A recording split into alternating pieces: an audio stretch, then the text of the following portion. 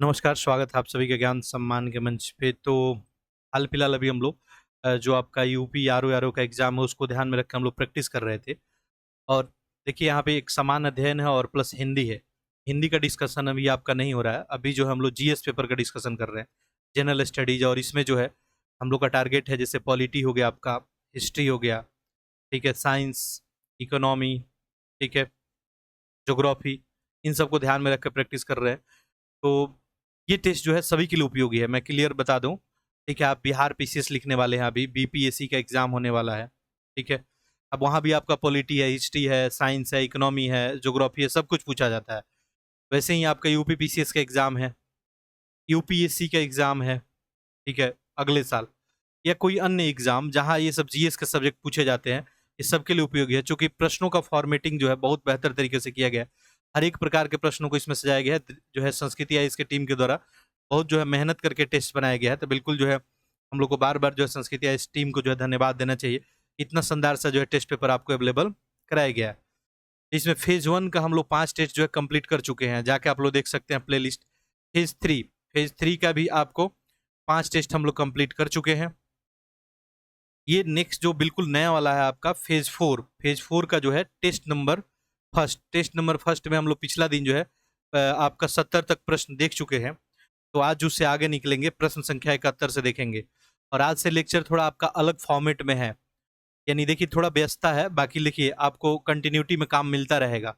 ठीक है, तो मैं कमेंट बॉक्स में अवेलेबल रहूंगा, बिल्कुल जैसे आप लोग लाइव लेक्चर में प्रश्नों को अटेम्प्ट करते हैं, उसी जो है बिल्कुल उत्साह के साथ जो है प्रश्नों को अटेम्प्ट करेंगे। बिल्कुल आपको सफिशिएंट टाइम दिया जाएगा, तो ये 2-4 दिन के लिए बस है, जब तक थोड़ा व्यस्तता है। उसके बाद फिर जो है जैसे लाइव जो प्रोग्राम हम लोग काम करते हैं वैसे काम करते रहेंगे। ठीक है, तो ये टेस्ट जो है आपका पॉलिटी का है, राज्य व्यवस्था का। और इसमें 70 तक जो है प्रश्न देख लिए हैं, तो आज जो है 71 से हम लोग देखते हैं, ये कंप्लीट हो जाएगा, फिर नेक्स्ट आपको टेस्ट मिलेगा। बिहार पीसीएस वाला बिल्कुल जो है चिंतित नहीं होंगे, उनके लिए भी टेस्ट जल्द ही बनाया जाएगा। ठीक है, और यूपी पीसीएस के लिए, यूपी पीसीएस हो गया और बिहार पीसीएस, उसको जो है स्पेसिफिक ध्यान में रख के जल्द ही टेस्ट बनाया जाएगा, तो आप लोग थोड़ा धैर्य रखेंगे। बाकी मैं क्लियर कर चुका हूँ कि टेस्ट पेपर आप सभी के लिए भी है। ठीक है, चलिए, तो मैं कमेंट बॉक्स में अवेलेबल हूँ, आप लोग बिल्कुल एक एक प्रश्नों का कमेंट जो है आंसर जो है करते रहें। पहले देखिए क्या लिखा है, कैंटोनमेंट बोर्ड के बारे में बताना है, ये एक फैक्ट पूछा गया। अब देखिए आजकल जो है मिसलेनियस प्रश्न एग्जाम में पूछे जा रहे हैं, वैसे में देखेंगे यूपीएससी में भी 4-5 प्रश्न पूछे जा रहे हैं। तो ऐसे आरओ और बिहार पीसीएस, यूपी पीसीएस जैसे एग्जाम या अन्य स्टेट पीसीएस जैसे एग्जाम में जरूर पूछे जाएंगे। कैंटोनमेंट बोर्ड नाम आप सब सुने होंगे, लिखा है इसका स्थापना संसद के अधिनियम के द्वारा किया गया जाता है। इसका नियंत्रण रक्षा मंत्रालय के अधीन होता है। बोर्ड के सदस्य के द्वारा कार्यकारी अधिकारी की नियुक्ति जो है की जाती है। अच्छा, इसमें क्या बोला है, कौन सा सही नहीं है, गलत ढूंढना है आपको। देखिए कैंटोनमेंट बोर्ड आप लोग नाम सुने होंगे, सेना वगैरह जहाँ पे रहती है वहीं पे स्थानीय मामले के प्रबंधन वगैरह के लिए एक बोर्ड स्थापित किया जाता है, जिसको कैंटोनमेंट बोर्ड हम लोग बोलते हैं। तो पहला बिल्कुल सही है कि संसद के अधिनियम के द्वारा ही बोर्ड का स्थापना जो है किया जाता है। हाँ, नियंत्रण की बात करें तो बिल्कुल ये भी स्टेटमेंट क्या है आपका, करेक्ट ही है कि जो संघीय रक्षा मंत्रालय है उसी के अधीन ही आएगा। ठीक है, तीसरा वाला जो है मैटर यहाँ पे गलत है, लिखा है कि सदस्यों द्वारा कार्यकारी अधिकारी की नियुक्ति की जाती है। ठीक है, कैंटोनमेंट बोर्ड में कार्यकारी अधिकारी सरकार के द्वारा नियुक्त किया जाता है। ठीक है, सरकार के द्वारा। चलिए, तो यहाँ पे 1 और 2 सही है, तो ऑप्शन नंबर क्या चला जाएगा आपका, सॉरी यहाँ पे गलत पूछा गया था ना, तो यहाँ पे ऑप्शन नंबर ए, केवल 3 गलत है, बाकी 1-2 तो आपका सही था। हाँ, आप लोग ध्यान देंगे कि सही पूछा गया है, गलत पूछा गया है। ठीक है, और देखिए ये आपको ऑप्शन कैसे सजाया गया है, तो एग्जामिनर के द्वारा ऐसे आजकल काम किया जा रहा है। ठीक है, पहले ऑप्शन में केवल एक होता था ऐसे करके। ठीक है, तो इसको ध्यान रखेंगे। अगला देखते हैं 72। देखिए क्या लिख रहा है, निम्नलिखित में से किस संविधान संशोधन के तहत भारत और बांग्लादेश के बीच भूमि जो है सीमा समझौता को संवैधानिक मंजूरी दी गई। देखिए भारत और बांग्लादेश के बीच क्या हुआ, भूमि सीमा समझौता, यानी भूमि का लेन देन हुआ, बाउंड्री एग्रीमेंट। ठीक है, ये कौन सा संशोधन था आपका, 99वां, 102वां, 100वां या 104वां? करेक्ट आंसर क्या बन जाएगा, ऑप्शन नंबर सी, 100वां संविधान संशोधन। इसी के तहत जो है क्या किया गया, भूमि एक्सचेंज किया गया, कुछ लैंड जो है बांग्लादेश को, और इसके लिए संशोधन भी करना पड़ा था। ठीक है, अच्छा अगला देखिए, कुछ और संशोधन है जो आपके एग्जाम पॉइंट से इंपॉर्टेंट है। अब संशोधन से आपके एग्जाम में प्रश्न जो है बनने के चांसेज हैं। जैसे देखिए यहाँ पे 102 है, ये किसको लेके था? तो राष्ट्रीय पिछड़ा वर्ग आयोग को संवैधानिक दर्जा दिया गया था। ठीक है, याद रखेंगे, राष्ट्रीय पिछड़ा वर्ग को क्या दिया गया था? संवैधानिक दर्जा दिया गया था। इसके बाद देखिए यहाँ पे 99 किससे रिलेटेड था? इसमें जो है संशोधन करके क्या बोला गया था? भारत में न्यायपालिका की स्वतंत्रता और न्यायाधीशों की नियुक्ति से रिलेटेड ये बात था। इंपॉर्टेंट है आपका 104वां भी। ठीक है, 104वां के बारे में बात करें, ये लोकसभा और राज्य विधानसभा में जो SC ST के लिए जो आरक्षित सीट है उसको 10 साल के लिए और क्या कर दिया गया? बढ़ा दिया गया। ये सब आप लोग याद रखेंगे। SC जो है ST के सीटों को आरक्षण के लेके मैटर है। ठीक है, ये सुमेलित करने के भी आ सकता है, तो इसको ध्यान आप लोग रखेंगे। अगला प्रश्न हम लोग देखते हैं। देखिए क्या है अगला। देखिए पॉलिटी का आपको तीसरा टेस्ट अभी मिल रहा है, 2 टेस्ट ऑलरेडी हम लोग देख चुके हैं। अगला प्रश्न है संसद के सत्रों के बारे में। सत्रों के बारे में कौन सा कथन जो है सही है? ठीक है, देखिए पहला लिखा गया है आपको कि समानता 1 वर्ष में जो है 3 अधिवेशन होते हैं। ठीक है, अगला लिख रहा है प्रत्येक सत्र के अंतिम तिथि के बाद राष्ट्रपति 6 माह के भीतर आगामी सत्र की बैठक के लिए आमंत्रित करता है। बताइए। अच्छा, जनरली देखेंगे तो संसद में जो है 3 सत्र आपको देखने को मिलते हैं प्रति वर्ष। ठीक है, एक तो होता है बजट वाला सेशन। ठीक है, बजट वाला जो भी फरवरी से मई तक। इसके बाद एक वर्षा काल का होता है, वर्षा काल, ये जो है आपको जुलाई से लेकर सितंबर तक। और एक जो है शीतकाल वाला। ठीक है, शीतकाल वाला जो है नवंबर से दिसंबर तक, 3 ही सेशन होते हैं। ठीक है, 1 वर्ष में 3 अधिवेशन होते हैं, तो ये तो बिल्कुल क्या है, पहला वाला आपका ऑप्शन करेक्ट है। हाँ, प्रत्येक सत्र का जो अंतिम तिथि होता है, ठीक है, आप पढ़ेंगे कहाँ पे लिखा है, अनुच्छेद 85 के 1 में क्लियरली लिखा गया है कि संसद के प्रत्येक सत्र के अंतिम तिथि के बाद राष्ट्रपति क्या करेगा? आगामी सत्र के बैठक के लिए दोनों सदनों को क्या करता है? आमंत्रित करता है। ठीक है, लेकिन एक सत्र की अंतिम बैठक और अगले सत्र की पहली बैठक के बीच 6 माह का अंतर जो है, 6 माह का अंतर नहीं होना चाहिए। ठीक है, ये बात ध्यान रखेंगे, यानी 6 माह के भीतर ही काम ये हो जाना चाहिए। दोनों का दोनों सही है, ऑप्शन नंबर क्या हो जाएगा? सी। ठीक है, बाकी संसद का वर्ष में कम से कम 2 बैठक होना चाहिए, ध्यान देंगे। ये तो समांतर 3 होता है, लेकिन कम से कम पूछा जाए तो क्या ध्यान रखेंगे? 2 बैठक कम से कम होना चाहिए। ठीक है, और अधिकतम अंतर कितना का हो जाएगा? 6 महीने का ही। ठीक है, आगे बढ़ते हैं। अगला प्रश्न देखिए, जो भी एक्स्ट्रा फैक्ट आपको बताया जा रहा है उसको जरूर ध्यान रखेंगे, रिवीजन करते रहेंगे, लेक्चर को अधिक से अधिक शेयर कर देंगे ताकि अधिक से अधिक लोग जो है लाभान्वित हो पाए। अगला क्या लिखा है? लोकसभा का समय अवधि के पूर्व विघटन हो जाने पे निम्नलिखित में कौन सा विधेयक व्यक्तगत हो जाते हैं?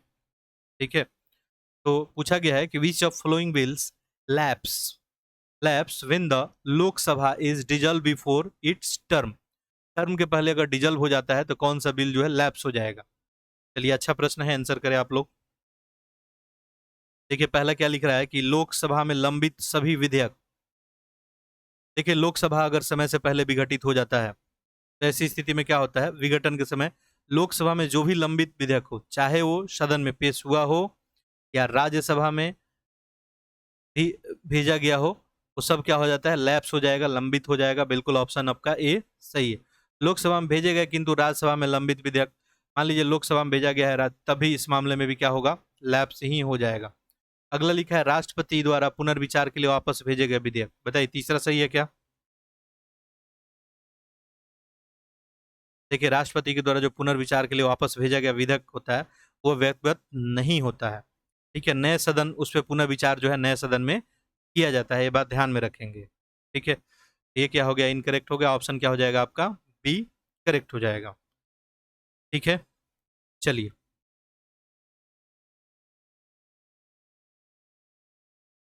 तो बस ये सब कंडीशन याद रखेंगे। मान लीजिए कि लोकसभा है, लोकसभा में कोई जो है आपका विधेयक जो है पेश किया गया, ठीक है, और वो लोकसभा में जो है पास नहीं किया गया और राज्यसभा में भी लंबित है, ठीक है, तब भी लंबित हो जाएगा। लोकसभा में पास है, राज्यसभा में गया तब भी। ये 2-3 कंडीशन जो है ध्यान रख सकते हैं। आगे देखते हैं अगला प्रश्न। स्वतंत्रता के बाद निम्नलिखित कथनों विचार कीजिए स्वतंत्रता के संदर्भ में। स्वतंत्रता के बारे में एक प्रश्न है, क्या कर रहा है आपका प्रश्न? स्वतंत्रता का अर्थ होता है व्यक्ति के आत्म अभिव्यक्ति की योग्यता का विस्तार करना। स्वतंत्रता वह स्थिति है जिसमें लोग अपनी रचनात्मक और योग्यताओं का विकास करते हैं। बताइए कौन सा करेक्ट है? देखिए स्वतंत्रता का मतलब इंडिपेंडेंट बनने की बात हो रही है। ठीक है, तो आत्म अभिव्यक्ति, अपने से जो है अपना बात रखना, बिल्कुल सही होगा। ठीक है, किसी जो है बाहरी आप नियंत्रण या दबाव में आके कोई फैसला नहीं करें, आप कोई भी जो है सेल्फ से निर्णय ले। जैसे भारत कैसा है, स्वायत्त है, भारत कैसा है, स्वतंत्र है, यानी भारत कोई निर्णय लेने के लिए किसी देश से नहीं पूछने जाएगा। वैसे ही यदि कोई व्यक्ति है, वो स्वतंत्र कब माना जाएगा, जब बाहरी नियंत्रण या दबाव से क्या हो, पूर्णतः जो है वो स्वतंत्र हो, स्वायत्त रूप से निर्णय ले सके। ठीक है, तो बिल्कुल पहला क्या हो जाएगा करेक्ट, स्वतंत्रता वो भी होती है जिसमें लोग अपनी रचनात्मक, ठीक है, रचनात्मक हो गया या योग्यताओं का विकास कर सकते हैं, तो बिल्कुल ये भी क्या होगा, सही ही माना जाएगा। ऑप्शन नंबर ये आपका करेक्ट हो जाएगा। Freedom is situation in which people develop their creativity, अपने हिसाब से, और creativity and ability. Freedom means expanding the ability of person to self expression. ठीक है, तो बहुत ध्यान देंगे, सेल्फ एक्सप्रेशन की बात की गई है यहाँ पे। चलिए आगे देखते हैं हम लोग। अगला देखिए, हानि सिद्धांत। हानि सिद्धांत के बारे में पूछा गया है कि कौन सा कथन जो है सही है। लिखा गया है कि इस सिद्धांत को जॉन स्टुअर्ट मिल ने अपने निबंध ऑन लिबर्टी में प्रस्तुत किया था। बिल्कुल क्या है, करेक्ट है। आगे देखिए, इस सिद्धांत के तथ्य सभ्य समाज के किसी सदस्य की इच्छा के खिलाफ शक्ति के औचित्यपूर्ण प्रयोग का एकमात्र उद्देश्य किसी अन्य को हानि से बचाना हो सकता है। तो दोनों का दोनों करेक्ट है। ऑप्शन नंबर क्या चला जाएगा, ए आपका चला जाएगा। अगला प्रश्न देखिए क्या पूछा गया है, समानता को लेकर पूछा गया है कि समानता के बारे में बताइए कि कौन सा कथन आपका सही है। देखिए लिख रहा है कि इसके अनुसार समान मानवता के कारण ही सभी मनुष्य समान महत्व और जो है सम्मान पाने योग्य है। 18वीं शताब्दी के उत्तरार्ध में स्वतंत्रता, समानता, भाईचारा भारतीय क्रांतिकारी का नारा था। बताइए कौन सा सही है। देखिए बात किसका हो रहा है, इक्वलिटी, समानता की बात हो रही है। देखिए, समान मानवता के कारण सभी मनुष्य समान महत्व और समान पाने के योग्य हैं, यही तो समानता हुआ आपका। ठीक है, क्या लिखा है, according to it all human beings deserve equal equal importance and respect because they are equal humanity. ठीक है, तो ये तो पहला वाला सही है।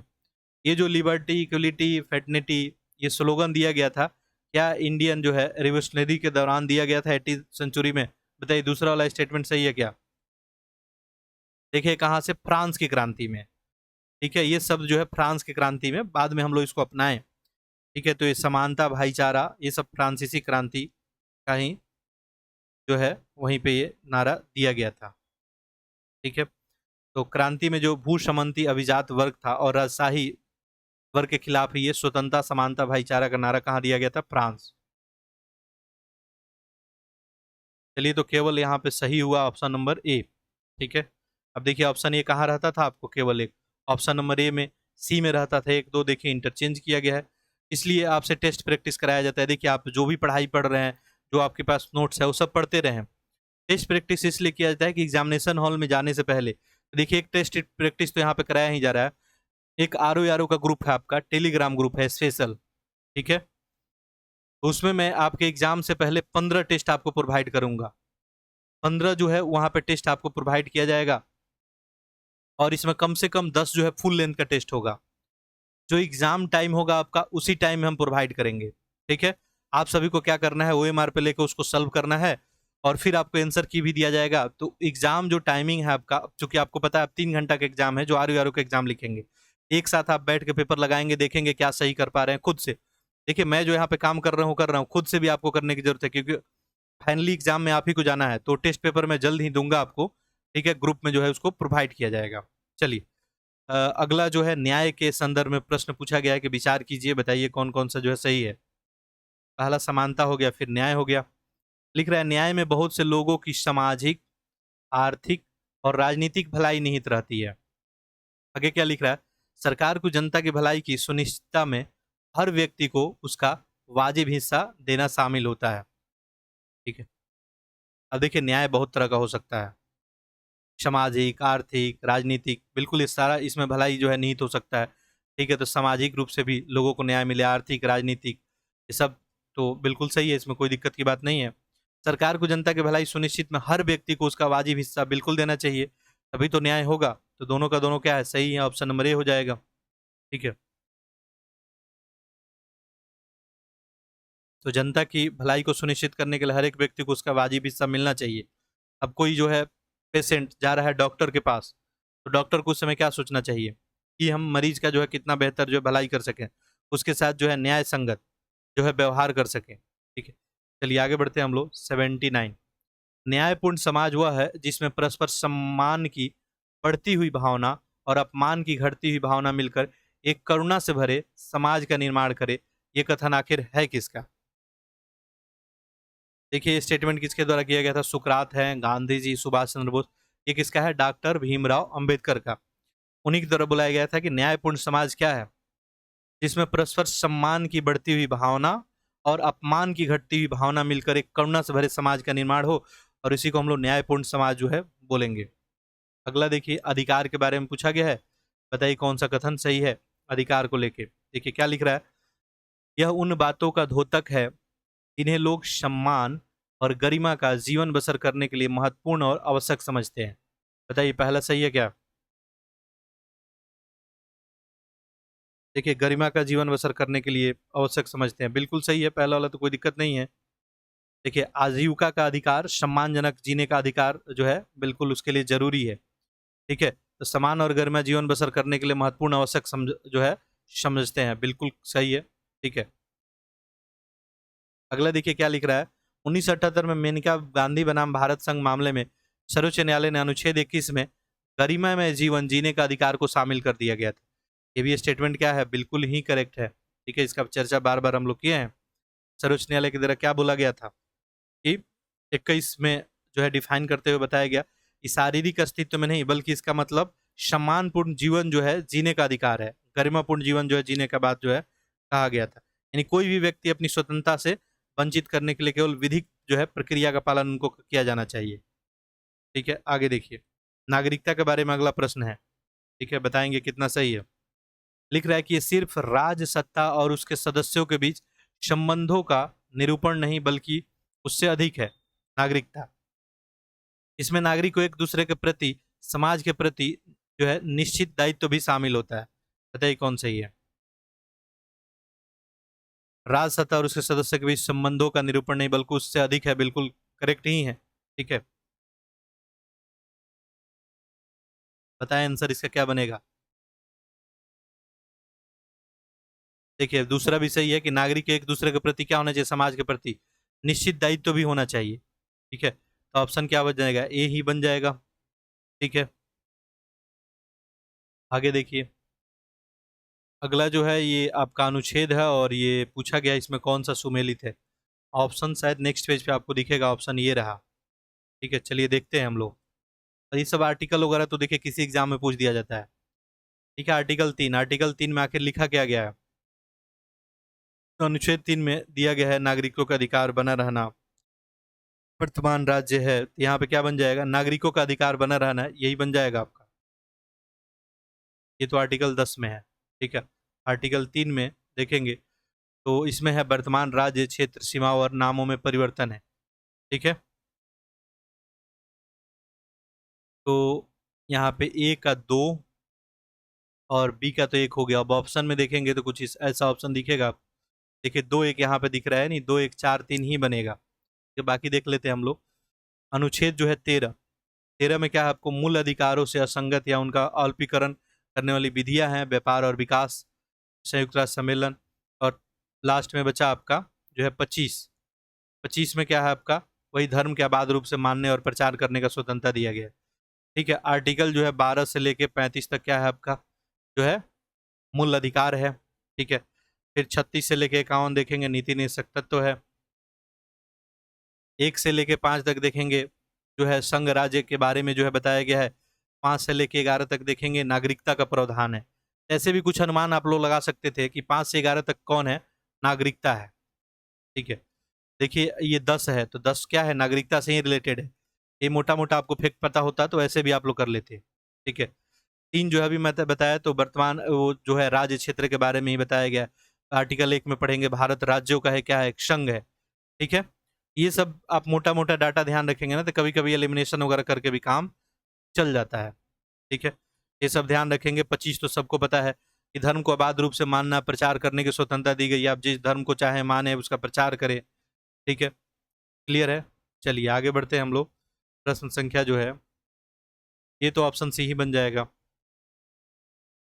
विधायी विषय के बंटवारे के बारे में। ठीक है, पूछा है with reference to the division of legislative subjects consider the following statement। दो तीन स्टेटमेंट दिया गया है इसको लेके, विधायी विषयों को लेके। देखिए क्या बोला जा रहा है, भारतीय संविधान के 7वीं अनुसूची में केंद्र और राज्य के बीच विधायी विषयों से संबंध में त्रिस्तरीय व्यवस्था की गई है। बात सही है, इसमें तो किन्हीं को डाउट नहीं होगा। 7वीं अनुसूची में त्रिस्तरीय यानी एक संघ का लिस्ट है, अपना संघ सूची है, एक राज्यों का लिस्ट है, राज्य सूची है, और एक अपना समवर्ती सूची है। संघ, राज्य और समवर्ती सूची में अभी हाल फिलहाल कितने विषय हैं आप लोग कमेंट करके बताएं, जो लोग अभी देख रहे हैं या जो बाद में देखेंगे। ऑलरेडी ये सब चीज आपको बताया गया है। संघ में अभी हाल फिलहाल कितना सब्जेक्ट है, टोटल नंबर बताना है, राज्य में कितना है और समवर्ती में कितना। पहले में तो कोई डाउट नहीं है। आगे देखिए क्या लिख रहा है, इस त्रिस्तरीय व्यवस्था के तहत केवल राज्य विधानमंडल आपराधिक मामले पे कानून बना सकता है। बताइए दूसरा सही है क्या? देखिए त्रिस्तरीय व्यवस्था में राज्य विधानमंडल जो है आपराधिक मामला हो या कोई मामला हो, अन्य कोई भी मामला हो, उस पर कानून बना सकता है। यहाँ पे चूंकि लिख रहा है केवल आपराधिक मामला, ऐसे में इसको हम लोग इनकरेक्ट कर देंगे और ऑप्शन क्या बन जाएगा आपका, सी हो जाएगा। ठीक है, अगला प्रश्न देखते हैं। एक एक प्रश्न देखिए कितना शानदार प्रश्न है। अगला देखिए क्या लिखा गया है, नीति निर्देशक तत्वों को संविधान में आयरलैंड से लिया गया है। संविधान के भाग 4 का आधार स्पेन का संविधान है। बताइए कौन सा सही है?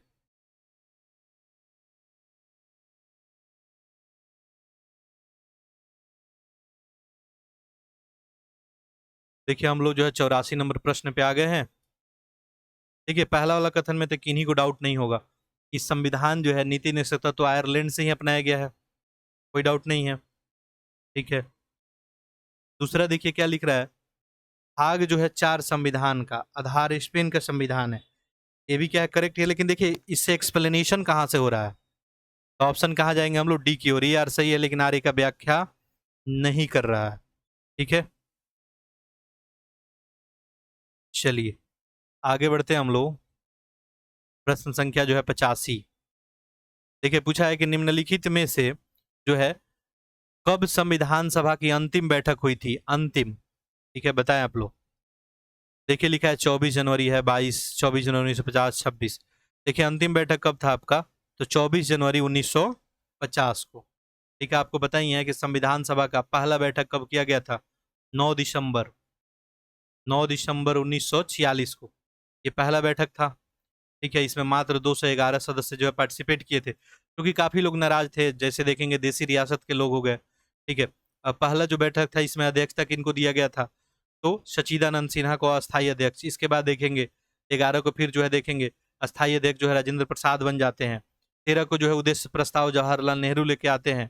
ठीक है, और ऐसे देखा जाए बैठके का दौर शुरू हो जाता है। पूरा अपना संविधान जो है 2 साल, ठीक है 2 साल 11 महीने 18 दिन में तैयार हो जाता है, और इसमें टोटल 11 जो है बैठक होता है। और अंतिम बैठक आपका कब होता है, 24 जनवरी 1950 को। ठीक है, ध्यान रखेंगे। इसके बाद तो आपको पता ही है 26 जनवरी 1950, ठीक है, से लेके 1951-52 में आम चुनाव वगैरह, संसद का निर्माण वगैरह, ये सब जो है काम होता है। ठीक है, ध्यान रखेंगे। वैसे अपने संविधान को अपनाया कब किया था, तो वो भी डेट यहाँ पे है 26 नवंबर 1949 को। लेकिन पूर्ण रूप से सारा जो आर्टिकल वगैरह यहाँ पे उस दिन लागू नहीं हुआ था। ठीक है, क्योंकि विशेष हम लोग को बनाना था 26 जनवरी को।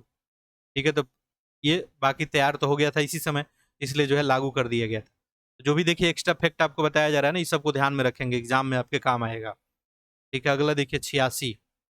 लिख रहा है कि नए राज्य का निर्माण और वर्तमान राज्यों के क्षेत्र, सीमाओं, नामों में परिवर्तन के बारे में कौन सा कथन सही है।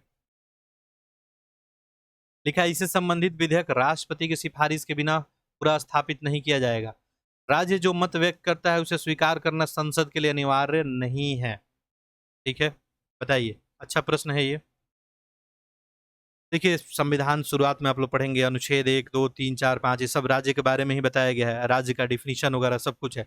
यहाँ पे बात किसका है, नए राज्य आपको बनाना है, या वर्तमान कोई राज्य है उसका सीमा वगैरह नाम परिवर्तित करना है। 2 राज्यों को मर्ज करके एक राज्य बना दिए। ठीक है, बिल्कुल, विधेयक राष्ट्रपति की सिफारिश के बिना पूरा स्थापित नहीं किया जाएगा। पहला वाला बिल्कुल करेक्ट है। राज्य का जो मत व्यक्त करता है, स्वीकार करना संसद का अनिवार्यता नहीं है। राज्य चाहे तो स्वीकार करे, चूंकि संसद को ही अधिकार है। आपको पता है अनुच्छेद 3 आप सभी पढ़े होंगे, अनुच्छेद 3 अभी थोड़ी देर पहले चर्चा भी हुआ था। अनुच्छेद 3 नए राज्यों का निर्माण, वर्तमान राज्य का क्षेत्र सीमाओं का नाम परिवर्तन, इस सब का ढांचा, अब ये अधिकार किसको है? संसद को ही है। संसद चाहेगा नए राज्य का गठन करेगा, मौजूदा राज्य सीमा को बदलेगा, उनका नाम परिवर्तन करेगा। ठीक है, अब इसके लिए शर्त यही है कि बिल्कुल एक करेक्ट है स्टेटमेंट कि अध्यादेश जो है राष्ट्रपति के पूर्व मंजूरी के बाद ही संसद में पेश किया जाता है। ठीक है, ये बात ध्यान रखना है। क्लियर है? चलिए, दूसरा भी बिल्कुल सही ही था। ठीक है, संसद देखिए, अब राज्य कुछ अनुशंसा करता है तो संसद स्वीकार करे या नहीं स्वीकार करे, तो संसद के ऊपर है। ठीक है, तो संसद के अनुसार भारत में राजनीतिक मानचित्र का पुनर्निर्धारण बिल्कुल किया जा सकता है। ठीक है, आप समय समय पे देखते हैं, लेटेस्ट जो है 2000 में देखेंगे बिहार से जो है आपको झारखंड हो गया, उत्तर प्रदेश से उत्तराखंड हो गया, मध्य प्रदेश से जो है आपका छत्तीसगढ़ का जो है बंटवारा भी हुआ था। चलिए, यहाँ पे तो option number A he correct हो जाएगा। अगला देखिए क्या लिख रहा है, संविधान के अनुच्छेद 51 के बारे में बताना है। ठीक है, यहाँ पे आपको सही उत्तर ढूंढना है।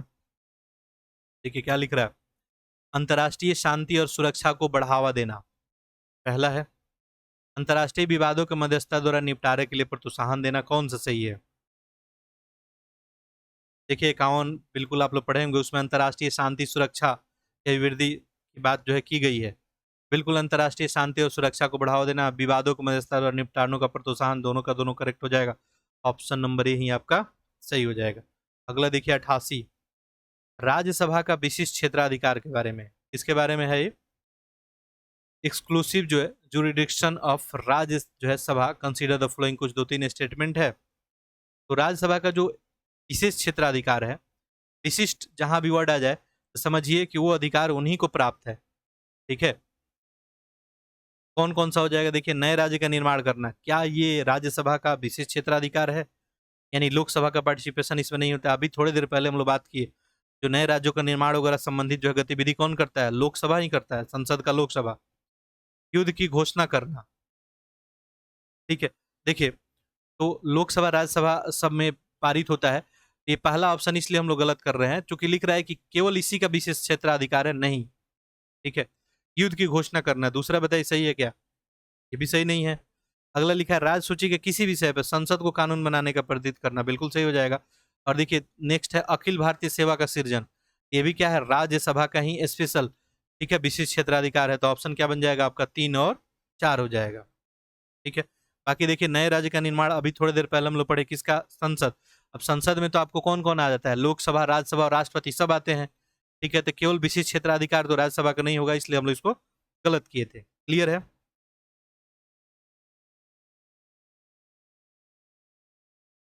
चलिए आगे बढ़ते हैं। नेक्स्ट प्रश्न देखते हैं, प्रश्न संख्या 89। लिखा है संसदीय शासन प्रणाली के निम्नलिखित में कौन सी विशेषता नहीं है? इसका संसदीय पार्लियामेंट्री जो आपका लिखा है कि not is feature of parliamentary system of government.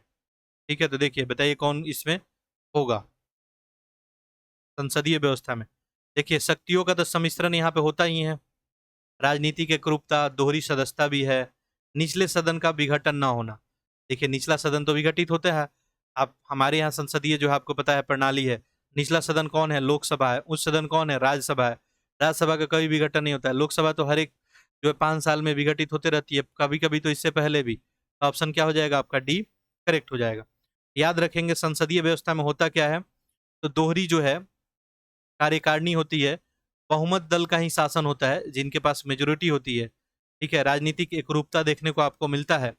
ठीक है, नेतृत्व जो है संसदीय व्यवस्था में प्रधानमंत्री के पास ही होता है। ठीक है, शक्तियों का जो है सम्मिश्रण देखने को मिलता है।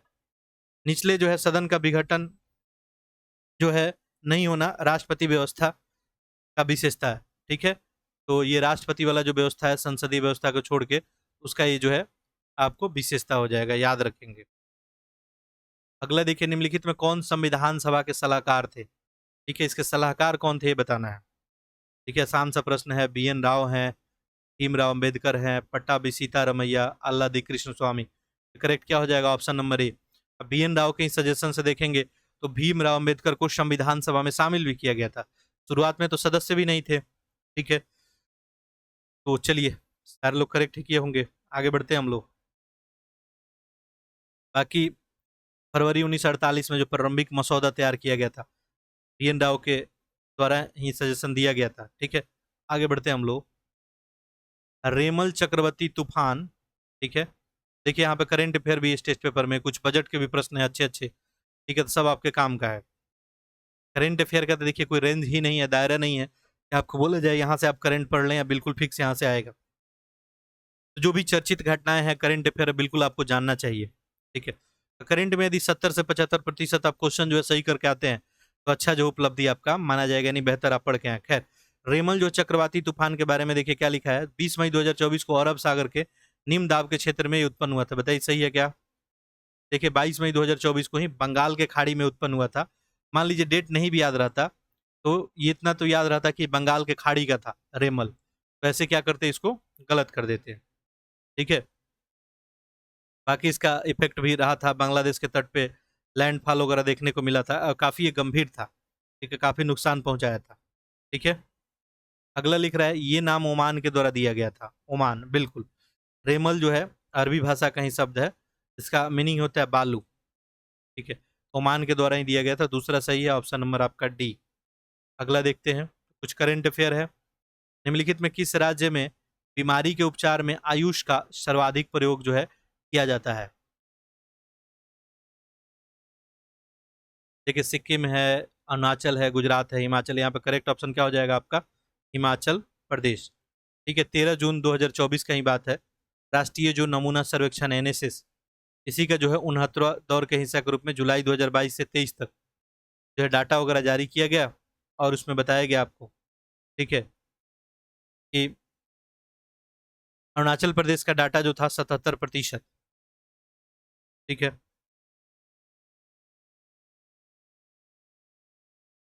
तो ये डाटा दो तीन टाइप से आपको निकाला जाता है, ठीक है। कि आयुष का जो है सबसे ज्यादा कौन उपयोग कर रहा है, गांव हो गया, शहर हो गया, इन सब पे जो है निकाला जाता है, ठीक है। चलिए आगे बढ़ते हैं हम लोग।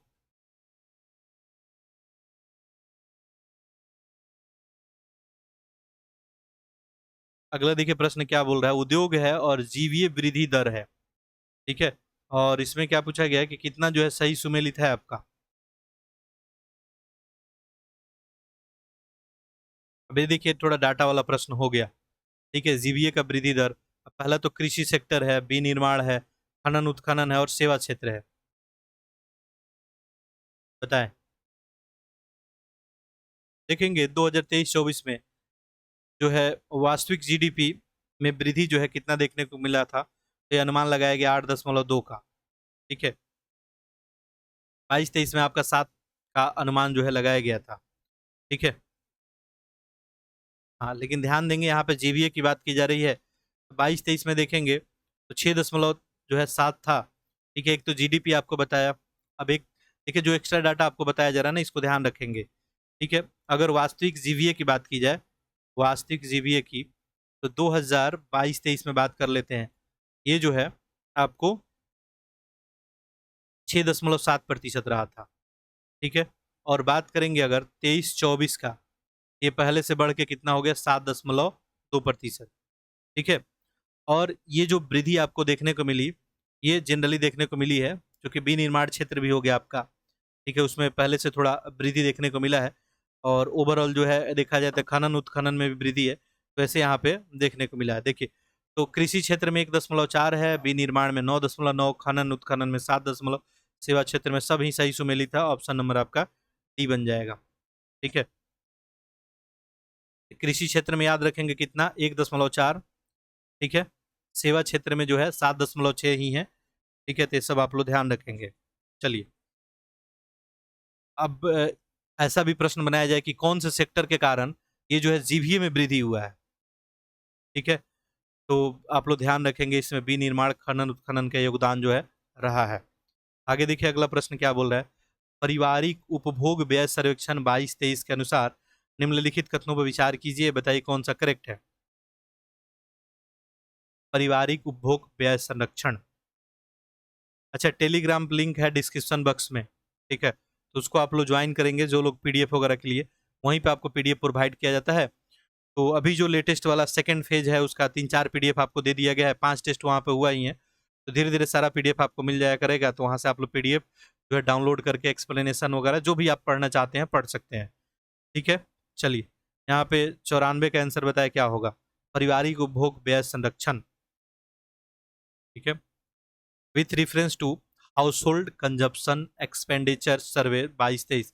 ठीक है, तो 22-23 के बारे में क्या कहानी है, देखिए पहला क्या लिख रहा है, इसका आयोजन राष्ट्रीय प्रतिदर्श सर्वेक्षण कार्यालय एनएसएसओ के द्वारा 5 वर्ष में जो है किया जाता है। बिल्कुल करेक्ट है, जो सांख्यिकी और जो कार्यक्रम कार्यान्वयन मंत्रालय है, ठीक है, उसी के उधर देखेंगे तो 7 जून 2024 को भारत सरकार के द्वारा पारिवारिक उपभोग व्यय संरक्षण जो है रिपोर्ट जो है आपको लाया गया।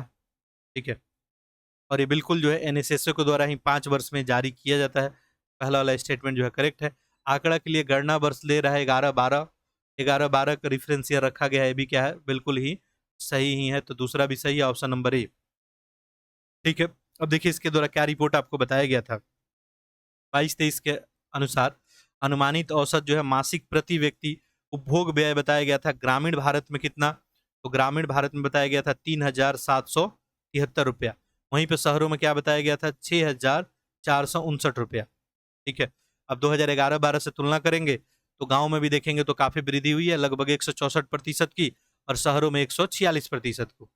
ठीक है, तो ये मासिक प्रति व्यक्ति जो है उपभोग व्यय का डाटा है। ठीक है, ध्यान रखेंगे। आगे देखते हैं, विपणन सत्र 24-25 में धान ए श्रेणी का न्यूनतम समर्थन मूल्य कितना है। ठीक है, what is the minimum supporting price of pedi, A category जो है, ए कैटेगरी में जो न्यूनतम समर्थन मूल्य है आपको बताना है। देखिए सही 2300 है, 2320 रुपया, ऑप्शन क्या हो जाएगा, ऑप्शन नंबर बी 2320 रुपया। आपको पता है एमएसपी दिया जाता है किसानों को। ठीक है, मिनिमम सपोर्टिंग प्राइस। ठीक है, ए कैटेगरी के लिए पूछा गया था, इसमें पहले से थोड़ा जो है वृद्धि किया गया है। ठीक है,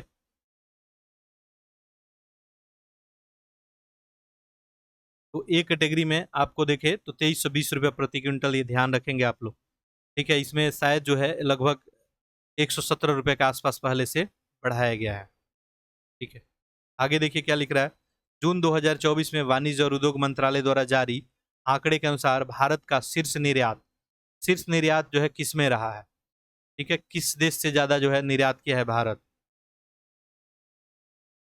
देखिए किसके साथ है, संयुक्त राज्य अमेरिका, पहला वाला ऑप्शन ही सही है आपका। ठीक है, भारत का कुल निर्यात जो है जून 2024 तक देखेंगे तो 65.47 जो है अमेरिकी डॉलर का जो है अनुमान लगाया गया था। ठीक है, जून 2024 तक, तो ये बस ध्यान रखेंगे इतना डाटा। ठीक है, तो अमेरिका के साथ सबसे ज्यादा निर्यात की बात की गई है, पहले से 2023 से तुलना करेंगे, ये थोड़ा जो है 5.98 जो है प्रतिशत का वृद्धि की बात जो है की गई है। ठीक है, चलिए आगे बढ़ते हैं। अगला है वैश्विक प्रेषण रिपोर्ट, क्या है आपका, ग्लोबल जो है रेमिटेंस रिपोर्ट। ग्लोबल जो है रेमिटेंस रिपोर्ट के बारे में क्या लिखा गया, कितना कथन सही है, 97। देखिए क्या लिखा गया, पहला, इसे विश्व बैंक समूह द्वारा माइग्रेशन एंड डेवलपमेंट ब्रीफ 40 के रिपोर्ट के नाम से जारी किया जाता है।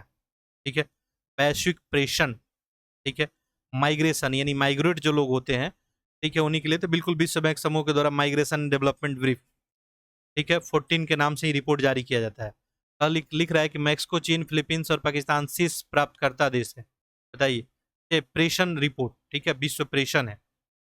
ठीक है, ग्लोबल रेमिटेंस है, ठीक है, रेमिटेंस है। चलिए, तो दूसरा बताइए, दूसरा सही है क्या। देखिए 2000 चूंकि 23 का ही डाटा अवेलेबल है, ठीक है, तो उसमें देखेंगे तो आपका भारत है, मैक्सिको है, चीन, फिलीपीन, पाकिस्तान, ये सबको जो है आपको शीर्ष जो है प्रेषण प्राप्तकर्ता में है, तो ये सही ही हो जाएगा। मैक्सिको, चीन, फिलीपींस है, भारत इसमें नाम नहीं रखा गया है।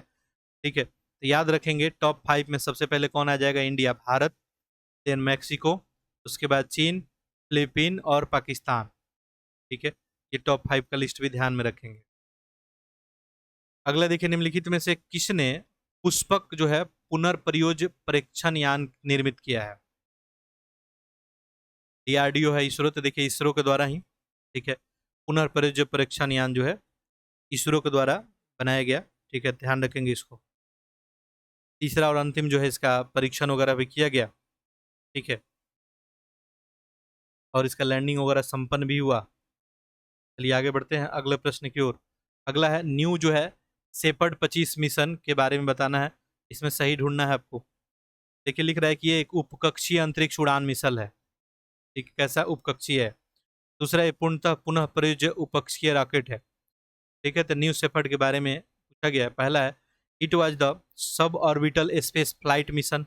दूसरा है इट इज फुल्ली रीयूजेबल जो है sub orbital rocket, fully reusable है। अब देखिए ये पढ़ने में जो है आसान है आपको, इसलिए मैं बोलता हूँ जहां भी हिंदी में थोड़ा डिफिकल्ट दिखे आप अंग्रेजी वाला प्रश्न देख लेंगे। तो क्या फुल्ली रीयूजेबल है ये?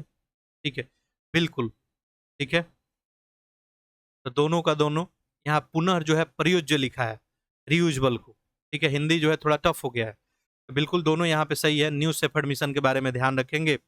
19 मई 2024 को ही ये प्रक्षेपण वगैरह किया गया था। अमेरिका के एरोस्पेस की निजी कंपनी है ब्लू जो है ऑरिजिन, कौन है? ब्लू ऑरिजिन, इन्हीं के द्वारा जो है आपको इसका परीक्षण वगैरह किया गया था। ये 7वां जो है मानव उड़ान मिशन था, ठीक है। चलिए आगे बढ़ते हैं।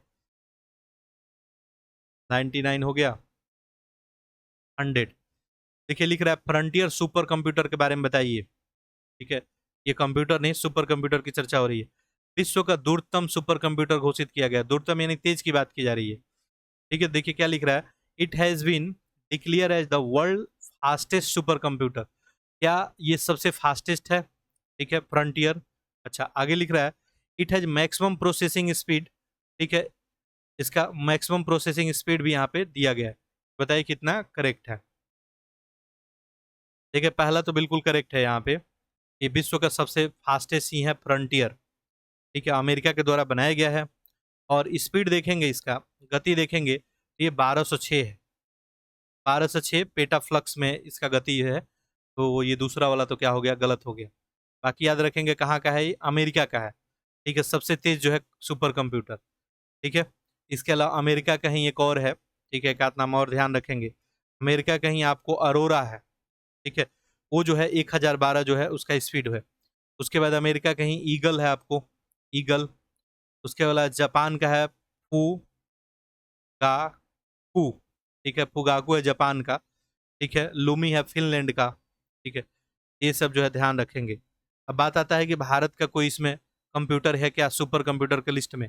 तो देखिए टॉप 10 में तो कोई नाम नहीं आता है, ठीक है।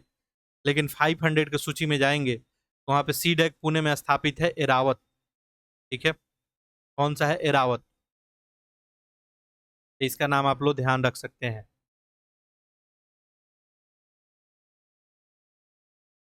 ठीक है। एरावत जो है ये भारत का जो है तेज कंप्यूटर है, ठीक है। हाँ, इसको स्थान जो है कौन सा मिला है? तो 110वां जो है स्थान इसको मिला है, ठीक। आगे देखते हैं सरकारी आयोग की सिफारिश के बारे में। अब फिर पॉलिटी का आपका प्रश्न आ गया, बताइए। लिख रहा है कि अस्थायी अंतर्राष्ट्रीय परिषद का गठन होना चाहिए। तो देखिए पहले भी हम लोग चर्चा किए थे, जो सेवानिवृत्त न्यायाधीश से कौन थे? आर एस सकारिया, उन्हीं का अध्यक्षता में केंद्र राज्य संबंध को लेकर एक 3 सदस्यीय आयोग का गठन किया गया था, ठीक है, 1983 में, ठीक है। और आयोग अपना रिपोर्ट जो है 1987 में लेकर प्रस्तुत करता है और इसी में अपना सिफारिश वगैरह करता है। तो बिल्कुल ये क्या बोला था, एक अस्थायी अंतर्राष्ट्रीय परिषद जो है उसका गठन होना चाहिए, अस्थायी अंतर्राष्ट्रीय परिषद होना चाहिए, जिसे अंतर सरकारी परिषद भी बोला जाना चाहिए, ठीक है। और आपको पता है स्थापना 263 के तहत किया भी गया है, ठीक है। अस्थायी अंतर्राज्यीय परिषद का स्थापना अनुच्छेद 263 के अंतर्गत किया भी गया है। अखिल भारतीय सेवाओं के संस्थानों का अधिकतम मजबूत बनाना चाहिए, ये भी बिल्कुल इसका सिफारिश था, दोनों का दोनों सही, तो ऑप्शन नंबर सी ही हो जाएगा। इसके अलावा देखा जाए इनके सिफारिश में तो राष्ट्रीय विकास परिषद का नाम बदल के राष्ट्रीय आर्थिक विकास परिषद जो है किया जाना चाहिए, सब सिफारिश है। आगे देखिए क्या लिख रहा है, निम्नलिखित में किसकी नियुक्ति भारत के राष्ट्रपति के द्वारा नहीं की जाती है? ठीक है, बताएं। देखिए लिख रहा है कि वित्त आयोग का अध्यक्ष है, नीति आयोग का अध्यक्ष, भारत का महान्यायाधि, नियंत्रक, लेखा परीक्षक। देखिए नियंत्रक, महालेखा तो यही नियुक्ति करते हैं, महान्यायाधि भी हो गया। वित्त आयोग का अध्यक्ष, यहाँ पे नीति आयोग का अध्यक्ष, ऑप्शन क्या बन जाएगा आपका? बी। नीति आयोग का अध्यक्ष कौन होते हैं? खुद भारत के प्रधानमंत्री होते हैं। ठीक है, ये तो स्वतः ही प्रधानमंत्री के पास ही पद होता है, तो इनकी नियुक्ति की बात कहाँ से आती है? ठीक है, तो बाकी सब सही है, वित्त आयोग हो गया, न्यायाधि, महावादी वगैरह। ठीक है, आगे देखिए, निम्नलिखित समितियों में किस में राज्यसभा का कोई प्रतिनिधित्व नहीं होता है? लिख रहा है राज्यसभा बिल्कुल इसमें शून्य होता है। ये सब का नाम आप लोग सुने ही होंगे। लोक लेखा है, सरकारी उपक्रम संबंधी जो है समिति है, परकलन है, अनुसूचित जाति जनजाति कल्याण है। बताएं क्या आंसर बनेगा? देखिए परकलन समिति में कितने सदस्य होते हैं? टोटल जो है 30 सदस्य होते हैं इसमें। कितने होते हैं? 30। और 30 के 30 सदस्य कहाँ से आते हैं? लोकसभा से आते हैं। कहाँ से आते हैं? लोकसभा से। परकलन समिति में जो है कोई भी सदस्य राज्यसभा से नहीं आता है, तो यही क्या हो जाएगा आपका? कोई प्रतिनिधित्व नहीं होता है परकलन समिति में राज्यसभा का। बाकी सब में तो होता ही है। ठीक है, लोक लेखा समिति पता ही है कि लोक लेखा समिति में कितने सदस्य होते हैं? 22। और इसमें देखेंगे तो लोक लेखा समिति में 22 में 15 जो आते हैं आपको लोकसभा से और 7 जो है आपको राज्यसभा से। ठीक है, क्लियर है? चलिए इसके बाद देखेंगे तो ये सरकारी उपक्रम संबंधी जो समिति है, इसमें भी 22 सदस्य होते हैं, 15-7 का ही कॉम्बिनेशन होता है। ये अनुसूचित जनजाति कल्याण संबंधी वाले में भी कितने सदस्य होते हैं? 30 होते हैं। कितने होते हैं? 30। इसका कॉम्बिनेशन क्या है? 20 जो है लोकसभा से और 10 जो है राज्यसभा से। ठीक है, चलिए आगे बढ़ते हैं हम लोग। अगला प्रश्न है आपका प्रश्न संख्या 104।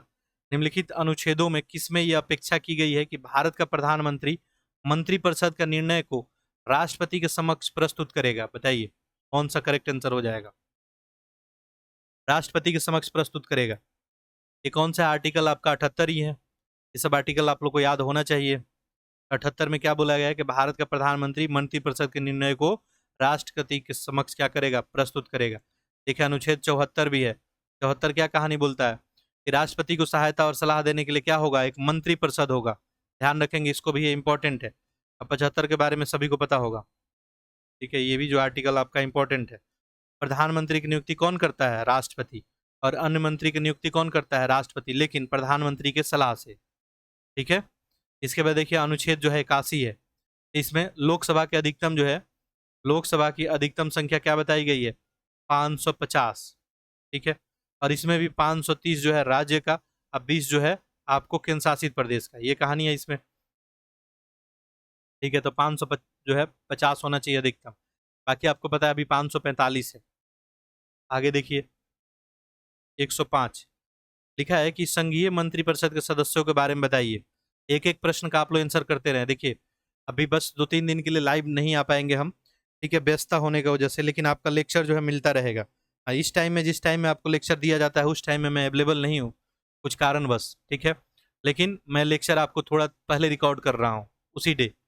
ठीक है, बाकी मैं कमेंट बॉक्स में अवेलेबल हूँ, तो जिस इंटेंसिटी के साथ आप लोग आंसर करते हैं वही इंटेंसिटी बिल्कुल बरकरार रहना जो है चाहिए। ठीक है, अच्छा 104 देखे थे ना, तो 105 होना चाहिए। हाँ 105 देखिए यहाँ पे है। निम्नलिखित में कौन सा अनुच्छेद ये व्यवस्था करता है कि राज्यपाल अपने पद की शक्तियों का प्रयोग के लिए भारत के किसी भी न्यायालय के प्रति जवाबदेह नहीं होगा? यानी अपनी शक्तियों का जो प्रयोग कर रहा है न्यायालय में जवाबदेह नहीं होगा। कौन सा अनुच्छेद है? 153 है, 64, 361, बताए।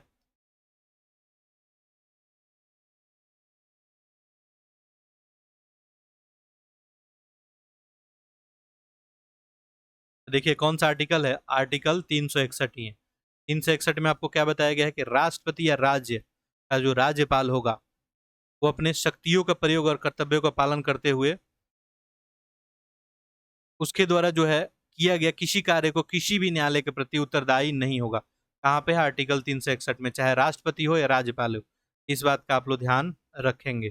ठीक है, उसके अलावा देखिए यहाँ पे 153 है। 153 में क्या कहानी है? तो प्रत्येक राज्य के लिए क्या होना चाहिए? एक राज्यपाल होना चाहिए। प्रत्येक राज्य का एक राज्यपाल होना चाहिए। 164 सभी को याद होगा। 164 में क्या कहानी है? मुख्यमंत्री की नियुक्ति कौन करेगा? राज्यपाल। और अन्य मंत्री का नियुक्ति कौन करेगा? राज्यपाल ही मुख्यमंत्री के सलाह पे। ठीक है, बाकी लोग मंत्री और राज्यपाल के प्रसाद पर्यंत ही अपने पद धारण वगैरह करते हैं। इतना बात आप लोग याद रख सकते हैं। एक आर्टिकल और यहाँ पर रहा 363। 363 में क्या कहानी है आपका? तो देखिए, कोई विशेष जो है विशिष्ट संधि है, समझौता है या अन्य कानून दस्तावेज से उत्पन्न होने वाले विवाद को न्यायालय प्रणाली के उपयोग के हल जो है नहीं किया जाएगा, ये बात इसमें लिखा गया है। आगे बढ़ते हैं हम लोग। तो चलिए, यहाँ पे क्या पूछा था, जवाबदेह नहीं होगा तो आंसर हम लोग कर ही लिए। ऑप्शन नंबर आपका सी। याद रखेंगे, चाहे राष्ट्रपति हो राज्यपाल दोनों के लिए सेम कंडीशन है। प्रश्न संख्या 106 देखिए, क्या लिखा गया है कि संघीय मंत्रिपरिषद के सदस्यों के संदर्भ में बताइए कौन सा कथन सही है। किसके लेके? संघीय। अब देखिए, राज्य के लिए नहीं यहाँ बोला जा रहा है। ठीक है, किसके लिए बोला जा रहा है? Member of the union, union council of ministers की बात हो रही है। देखिए क्या क्या लिखा गया है। पहला यहाँ पे है, संसद के सदस्यों के कुल सदस्य के 15% से अधिक जो है नहीं होना चाहिए। इस मंत्रिपरिषद का आकार जो है 15% से ज्यादा नहीं होना चाहिए। अगला क्या लिख रहा है? लोकसभा के सदस्यों के कुल सदस्यों के 15% से अधिक नहीं होना चाहिए। बताइए कौन सा सही है? थोड़ी देर पहले ही आपको आर्टिकल 75 के बारे में बताया था। ठीक है, अब देखिए उसी तरह का क्वेश्चन फिर रिपीट हुआ। वहां पर क्या हम लोग पढ़े थे कि प्रधानमंत्री की नियुक्ति कौन करेगा? राष्ट्रपति। और बाकी अन्य मंत्रियों की नियुक्ति कौन करेगा? राष्ट्रपति ही, प्रधानमंत्री के सजेशन पे।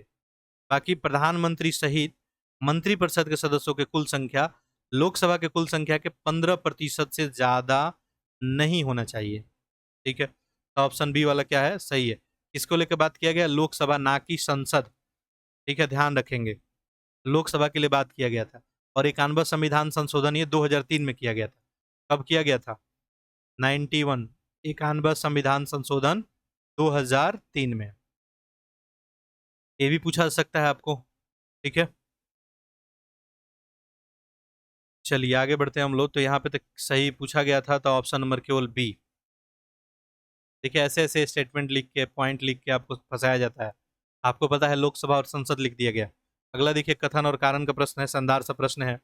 देखिए क्या लिख रहा है कि भारतीय संविधान में मूल कर्तव्यों को सोवियत संघ के संविधान से लिया गया। इसमें तो किन्हीं को जो है डाउट नहीं होना चाहिए। बात किसका है? मूल कर्तव्य का। बताइए सही है क्या? मूल कर्तव्य एक है मूल अधिकार। मूल अधिकार कहाँ से हम लोग अपनाए हैं? अमेरिका से। और मूल कर्तव्य बिल्कुल कहाँ से? सोवियत संघ से ही। आगे देखिए क्या लिख रहा है कि किसी भी लोकतांत्रिक देश के संविधान में नागरिकों के कर्तव्य का उल्लेख नहीं है। नागरिकों के कर्तव्य का उल्लेख नहीं है, बताइए किसी भी लोकतांत्रिक देश में। देखिए कुछ देश हैं जहां नागरिकों के कर्तव्य के बारे में नहीं बताया गया, जैसे अमेरिका आपका, फ्रांस है, जर्मनी है, कनाडा है, ऑस्ट्रेलिया है। ठीक है, लेकिन जापानी संविधान में देखेंगे तो नागरिकों के कर्तव्य के बारे में आपको बताया गया है। ठीक है, तो ये लिख रहा है किसी भी लोकतांत्रिक देश में। तो जापान भी आपका लोकतांत्रिक देश ही है। ये स्टेटमेंट तो बिल्कुल गलत हो जाएगा। और ऑप्शन यहाँ पे क्या हो जाएगा आपका? ए सही है और आर क्या है आपका? गलत है। आगे देखिए, नेक्स्ट देखते हैं भारतीय निर्वाचन आयोग के बारे में। ठीक है, इलेक्शन कमीशन ऑफ इंडिया के बारे में पूछा गया है। और क्या लिख रहा है कि यह संसद, राज्य विधानमंडल, स्थानीय निकाय का चुनाव का संचालन कराता है। ध्यान देंगे, संसद, राज्य विधानमंडल और स्थानीय निकाय। क्या हो गया पहला वाला? गलत। देखिए, स्थानीय निकाय का चुनाव का कौन जो है? State election commission.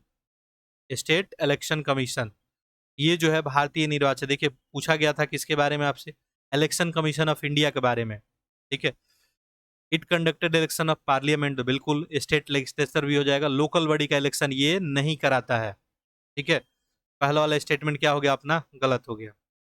अगला देखिए क्या लिख रहा है, ये संसद सदस्यों का निर्भरता से संबंधित मामलों पर राज्यपाल से परामर्श लेता है। बताइए दूसरा सही है क्या? देखिए तो ध्यान रखेंगे, संसद हो गया, राज्य का विधानमंडल, राष्ट्रपति, उपराष्ट्रपति, सबका निर्वाचन कौन कराता है? इलेक्शन कमीशन ऑफ इंडिया कराता है। लेकिन स्थानीय निकाय कौन कराएगा? राज्य का निर्वाचन आयोग। राज्य का निर्वाचन आयोग क्या होता है? एक स्वायत्त बॉडी होता है। ये भी बात आप लोग ध्यान में रखेंगे। हाँ, चुनाव आयोग जो है संसद सदस्यों के निर्वाचन संबंधित मामले पे इसका राष्ट्रपति की सलाह लेता है, ना कि राज्यपाल का। ठीक है, ये सभी को पता ही है। ये यहाँ पे क्या हो जाएगा आपका? राष्ट्र जो है पति। ये भी गलत हो गया, दोनों गलत। तो ऑप्शन नंबर क्या हो जाएगा? डी। आगे देखिए क्या लिखा है, निम्नलिखित देखिए इतना जो है बेहतर टेस्ट बनाया गया है, बिल्कुल हम लोग को संस्कृत या इस टीम को बार बार जो है धन्यवाद देना चाहिए। इतना जो है बेहतर प्रश्नों का कलेक्शन है, आप देखें। और नंबर ऑफ वैरायटी ऑफ प्रश्न है, ठीक है, कथन कारण है, ठीक है, सुमेलित करने वाला प्रश्न है। आप देखिए, इसलिए मैं बोलता हूँ ये टेस्ट जो है, आप कोई भी पेपर लिखेंगे आपके पेपर में जरूर जो है कामगर सिद्ध होगा। और जो भी आगामी पेपर होने वाला है, चाहे बिहार पीसीएस हो गया, यूपी पीसीएस, यूपी आरआर, देखिए एग्जाम हो जाएगा, उसके बाद तो हम उसका रिव्यू करेंगे ही, आपको बताएंगे ये टेस्ट पेपर कितना कामयाब है। अभी आप लोग बिल्कुल इस पर भरोसा करके जो है काम कर सकते हैं। क्या पूछा है कि कितने राज्यों में द्विसदनीय है, तो देखिए चर्चा हम लोग कर चुके हैं। अभी तक तो हाल फिलहाल जो है 6 ही राज्यों में है, ठीक है, द्विसदनीय व्यवस्था, यानी जहाँ पे विधानसभा के अलावा विधान परिषद भी है। बताइए यहाँ क्या ऑप्शन हो जाएगा। तमिलनाडु, तेलंगाना है, बिहार है, पश्चिम बंगाल। अब देखिए पश्चिम बंगाल तो अनुशंसा किया है इसके लिए, ठीक है, विधान परिषद वहां भी लाया जाए, लेकिन अभी तो है नहीं, 4 तो होगा नहीं। चलिए, तो ऑप्शन आपका सी नहीं बनेगा। बताएं आप लोग कौन सा आंसर होगा। देखिए तेलंगाना में है, साथ साथ बिहार में भी है, तमिल में नहीं है, तो ऑप्शन क्या हो जाएगा यहाँ पे बी। 6 राज्य कौन है, एक तो आपका आंध्र प्रदेश है, आंध्र प्रदेश या अरुणाचल नहीं है, आंध्र है, ठीक है, एक तेलंगाना आपका हो गया, तेलंगाना, ठीक है। इसके अलावा देखेंगे तो बिहार यहाँ पे ऑप्शन में है, यूपी हो गया आपका, ठीक है। इसके अलावा जो है महाराष्ट्र, और एक हो जाएगा आपका कर्नाटक, ठीक है, याद रखेंगे, महाराष्ट्र, कर्नाटक, यूपी, बिहार, तेलंगाना और जो है आंध्र प्रदेश। सब देखिए तेलंगाना तमिलनाडु में कंफ्यूज बिल्कुल नहीं होंगे, ठीक है, यहाँ पे ऑप्शन में दिया गया था। आगे बढ़ते हैं हम लोग। 110, निम्नलिखित में किसकी अनुशंसा से भारत के सर्वोच्च न्यायालय क्षेत्राधिकार में वृद्धि की जा सकती है। देखिए सर्वोच्च न्यायालय का जो भी क्षेत्राधिकार है उसमें वृद्धि किसके अनुशंसा से किया जा सकता है। क्या राष्ट्रपति है, लोकसभा, संसद या मुख्य न्यायाधीश। आपको पता है सबसे ज्यादा पावरफुल कौन है यहाँ पे, संसद ही है। अगर संसद चाहे तो बिल्कुल क्या कर सकता है, सर्वोच्च न्यायालय का क्षेत्राधिकार बढ़ा सकता है। बाकी देखिए हम लोग बार बार चर्चा किए हैं, सर्वोच्च न्यायालय के बारे में आपको पढ़ना है कि उसका संगठन कैसे है, अधिकार क्षेत्र क्या है, कौन कौन से प्रक्रियाओं में जो है फैसला ले सकता है, ये सब कुछ जो है कहाँ देखने को मिलेगा आपको। तो अनुच्छेद 124 से पढ़ते जाएंगे कहाँ तक, 147 तक, ठीक है, और यहीं पे आपको पूरा जो है डिटेल पता चलेगा, ठीक है। तो संसद के पास बिल्कुल कानून बनाना, अधिकार क्षेत्र को व्यवस्थित करना, शक्तियों में संशोधन करना, ये सब शक्ति किसमें निहित है, तो भारत के संसद में। तो चाहे तो सर्वोच्च न्यायालय के न्यायाधीशों की संख्या संसद द्वारा बढ़ाया भी जा सकता है, घटाया भी जा सकता है। आप सभी को पता है न्यायाधीशों का संख्या कंटिन्यू जो है बढ़ाया गया है, और अभी हाल फिलहाल बताएंगे जो है कितना है, 1+33 वाला कॉम्बिनेशन है। यस लिखेंगे आप लोग या नो लिखेंगे, ठीक है। चलिए आगे बढ़ते हैं हम लोग। अगला है संस्थान है, अनुच्छेद है, सुमेलित करना है। देखिए अब सारा आर्टिकल याद नहीं है तो एक आधा आर्टिकल तो जरूर याद होगा। जैसे देखिए यहाँ पे नियंत्रक और महालेखा परीक्षक है, इसके बारे में कहाँ बात किया गया है, 148 में। 148 में तो डी का तो 3 बना, ठीक है, डी का 3, ऑप्शन क्या बन गया आपका, डी बन गया। बाकी और देख लेते हैं। अंतर्राज्यीय परिषद आज ही पढ़े, अंतर्राज्यीय परिषद की बात जो है किस समिति की सिफारिश पे किया गया था, बताइए अभी कमेंट करके आप लोग। आज ही बताया गया था, इससे पता चलेगा कितना आप लोग एक्टिव हैं। देखिए 263 में ही किया गया था, 263 में। वित्त आयोग आप सभी को पता है, वित्त आयोग के लिए आर्टिकल कौन सा है, 280। और पिछड़ा वर्ग, पिछड़ा वर्ग के लिए, अन्य पिछड़ा वर्ग के लिए कौन सा अनुच्छेद जो है 340, बच्चा भी यही है, ठीक है। तो ऑप्शन नंबर क्या हो जाएगा, डी ही। आगे बढ़ते हैं हम लोग। देखिए पढ़ाई आप जितना करना चाहते हैं करें, लेकिन बिना टेस्ट प्रैक्टिस के एग्जामिनेशन में आजकल जो है प्रीलिम्स एग्जाम एक चुनौतीपूर्ण कार्य हो गया है। ऐसे में खूब प्रैक्टिस आपको करना चाहिए, और किस कंटेंट के साथ, जो आपके एग्जाम के फ्रीक्वेंसी को मैच करता हो, ठीक है। ये टेस्ट पेपर इतना शानदार बनाया गया है कि इसके बारे में जो है क्या बताया जाए, ठीक है, जितना बोला जाए उतना ही कम है, ठीक है। बहुत शानदार प्रश्नों का कलेक्शन है।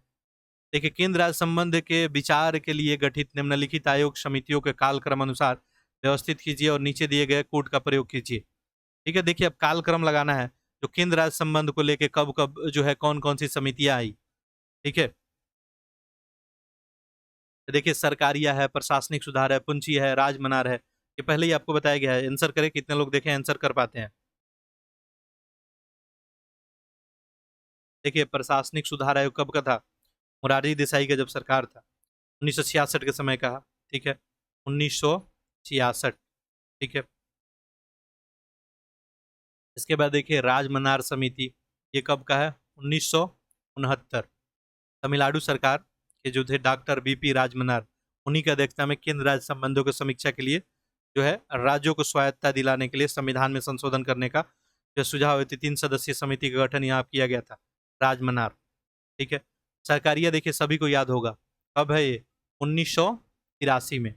अब ये भी केंद्र सरकार के द्वारा उच्चतम न्यायालय से सेवानिवृत्त न्यायाधीश जो थे सरकारिया, उन्हीं की अध्यक्षता में 3 सदस्यीय आयोग गठित किया गया था। और लास्ट बता आपका पुंछी आयोग, ये कब का है? 2007 का। ठीक है। 2007 का आपका केंद्र सरकार के द्वारा केंद्र राज्य संबंध के लिए ये भी जो है न्यायाधीश जो थे मदन मोहन पुंछी, उन्हीं की अध्यक्षता में एक आयोग जो है बनाया गया था।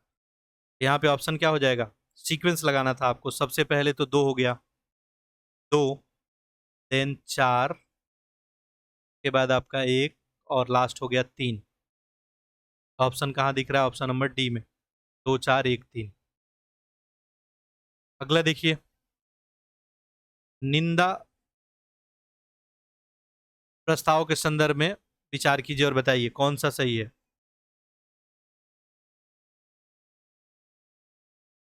ठीक है। इसको लेके है निंदा जो है आपको प्रस्ताव को लेके।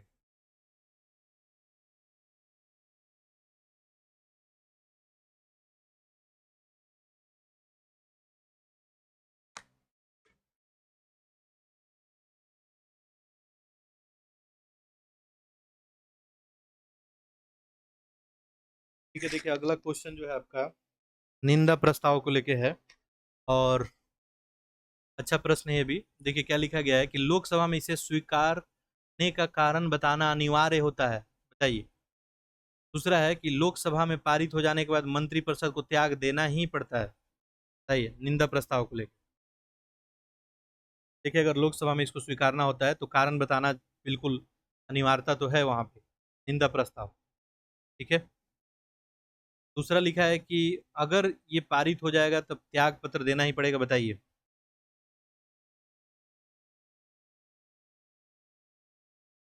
देखिए अगर लोकसभा मान लीजिए पारित हो जाता है निंदा प्रस्ताव, तो मंत्रिपरिषद को त्याग देना आवश्यक नहीं होता है। ठीक है। तो ऑप्शन नंबर क्या हो जाएगा ये? अभी सब प्रस्ताव वगैरह क्या होता है ऑलरेडी हम लोग दूसरे टेस्ट में इसी संस्कृति आईएएस वाले में चर्चा कर चुके हैं। अगला देखिए कथन और कारण, क्या लिख रहा है कि भारत का जो सर्वोच्च न्यायालय है विश्व के अन्य सर्वोच्च न्यायालय से ज्यादा शक्तिशाली है। ठीक है। रीजन क्या लिख रहा है कि भारत का सर्वोच्च न्यायालय संघीय न्यायालय और अंतिम अपीलीय न्यायालय के साथ साथ नागरिकों का अधिकार का भी गारंटी देता है, इसलिए शक्तिशाली है। देखिए कथन कारण में यहाँ पे क्या लगाएंगे? कथन, अब क्योंकि सर्वोच्च न्यायालय शक्तिशाली है, क्योंकि सर्वोच्च न्यायालय संघीय न्यायालय तो है ही, अंतिम अपीलीय न्यायालय है, इससे ऊपर तो जा नहीं सकते आप लोग। ठीक है। एकीकृत न्यायपालिका हमारे यहाँ पता ही है, लोअर कोर्ट वगैरह हो गया आपका, ठीक है, हाई कोर्ट हो गया, और इसके बाद आखिरी पैदान पे यहाँ पे कौन है? Supreme court. ठीक है। तो अंतिम अपीलीय भी है और नागरिकों का अधिकारों का भी आपको रक्षा की बात करता है अनुच्छेद जो है 32। कारण भी सही है, ऐसे में ऑप्शन क्या हो जाएगा? सी, ए आर सही है और इसका एक्सप्लेनेशन भी हो रहा है। ठीक है। नागरिकों का अधिकार की व्याख्या और ग्रांटर भी है ये। इसके अलावा सर्वोच्च न्यायालय परमस्तार्थी सर्वोच्च शक्ति भी है इसके पास। ठीक है। और एक थे आपको प्रारूप समिति के सदस्य, क्या नाम था उनका? अलादी कृष्ण अय्यर। उनके द्वारा बोला भी गया था कि अपना उच्चतम न्यायालय जो है विश्व के किन्हीं अन्य सर्वोच्च न्यायालय की तुलना में ज्यादा शक्तिशाली है। आगे बढ़िए, अगला क्वेश्चन देखते हैं हम लोग, क्या आंसर करें आप लोग? सबको पता होगा धन विधेयक के बारे में पूछा गया है। देखिए क्या लिखा गया है यहाँ पे कि भारत की संचित निधि से धन का विनियोग किया जाना, केंद्र सरकार द्वारा उधार लिए गए धन का विनिमय करना। ठीक है। देखिए किसके बारे में है? Money bill. इसके बारे में पूछा जा रहा है, मनी बिल के बारे में। लिख रहा है appropriation of money from consolidated जो है fund of India, regulation of money borrowed by central government. ठीक है। इसको रेगुलेट करता है क्या, बताइए। ये धन विधेयक का चर्चा कहाँ पे है? आप सभी को पता ही है, अनुच्छेद 110 में इसका परिभाषा दिया गया है कि कोई विधेयक तब धन विधेयक माना जाएगा जब उसे कुछ जो है उपबंध जो है क्राइटेरिया होगा। ठीक है। तो वो सब डिफिनेशन वगैरह लिखा गया वहाँ। बाकी देखिए संचित निधि से धन का विनियोग करना बिल्कुल सही है, दूसरा भी सही है। ठीक है, तो ऑप्शन क्या बन जाएगा आपका? सी ही बन जाएगा। अगला देखिए,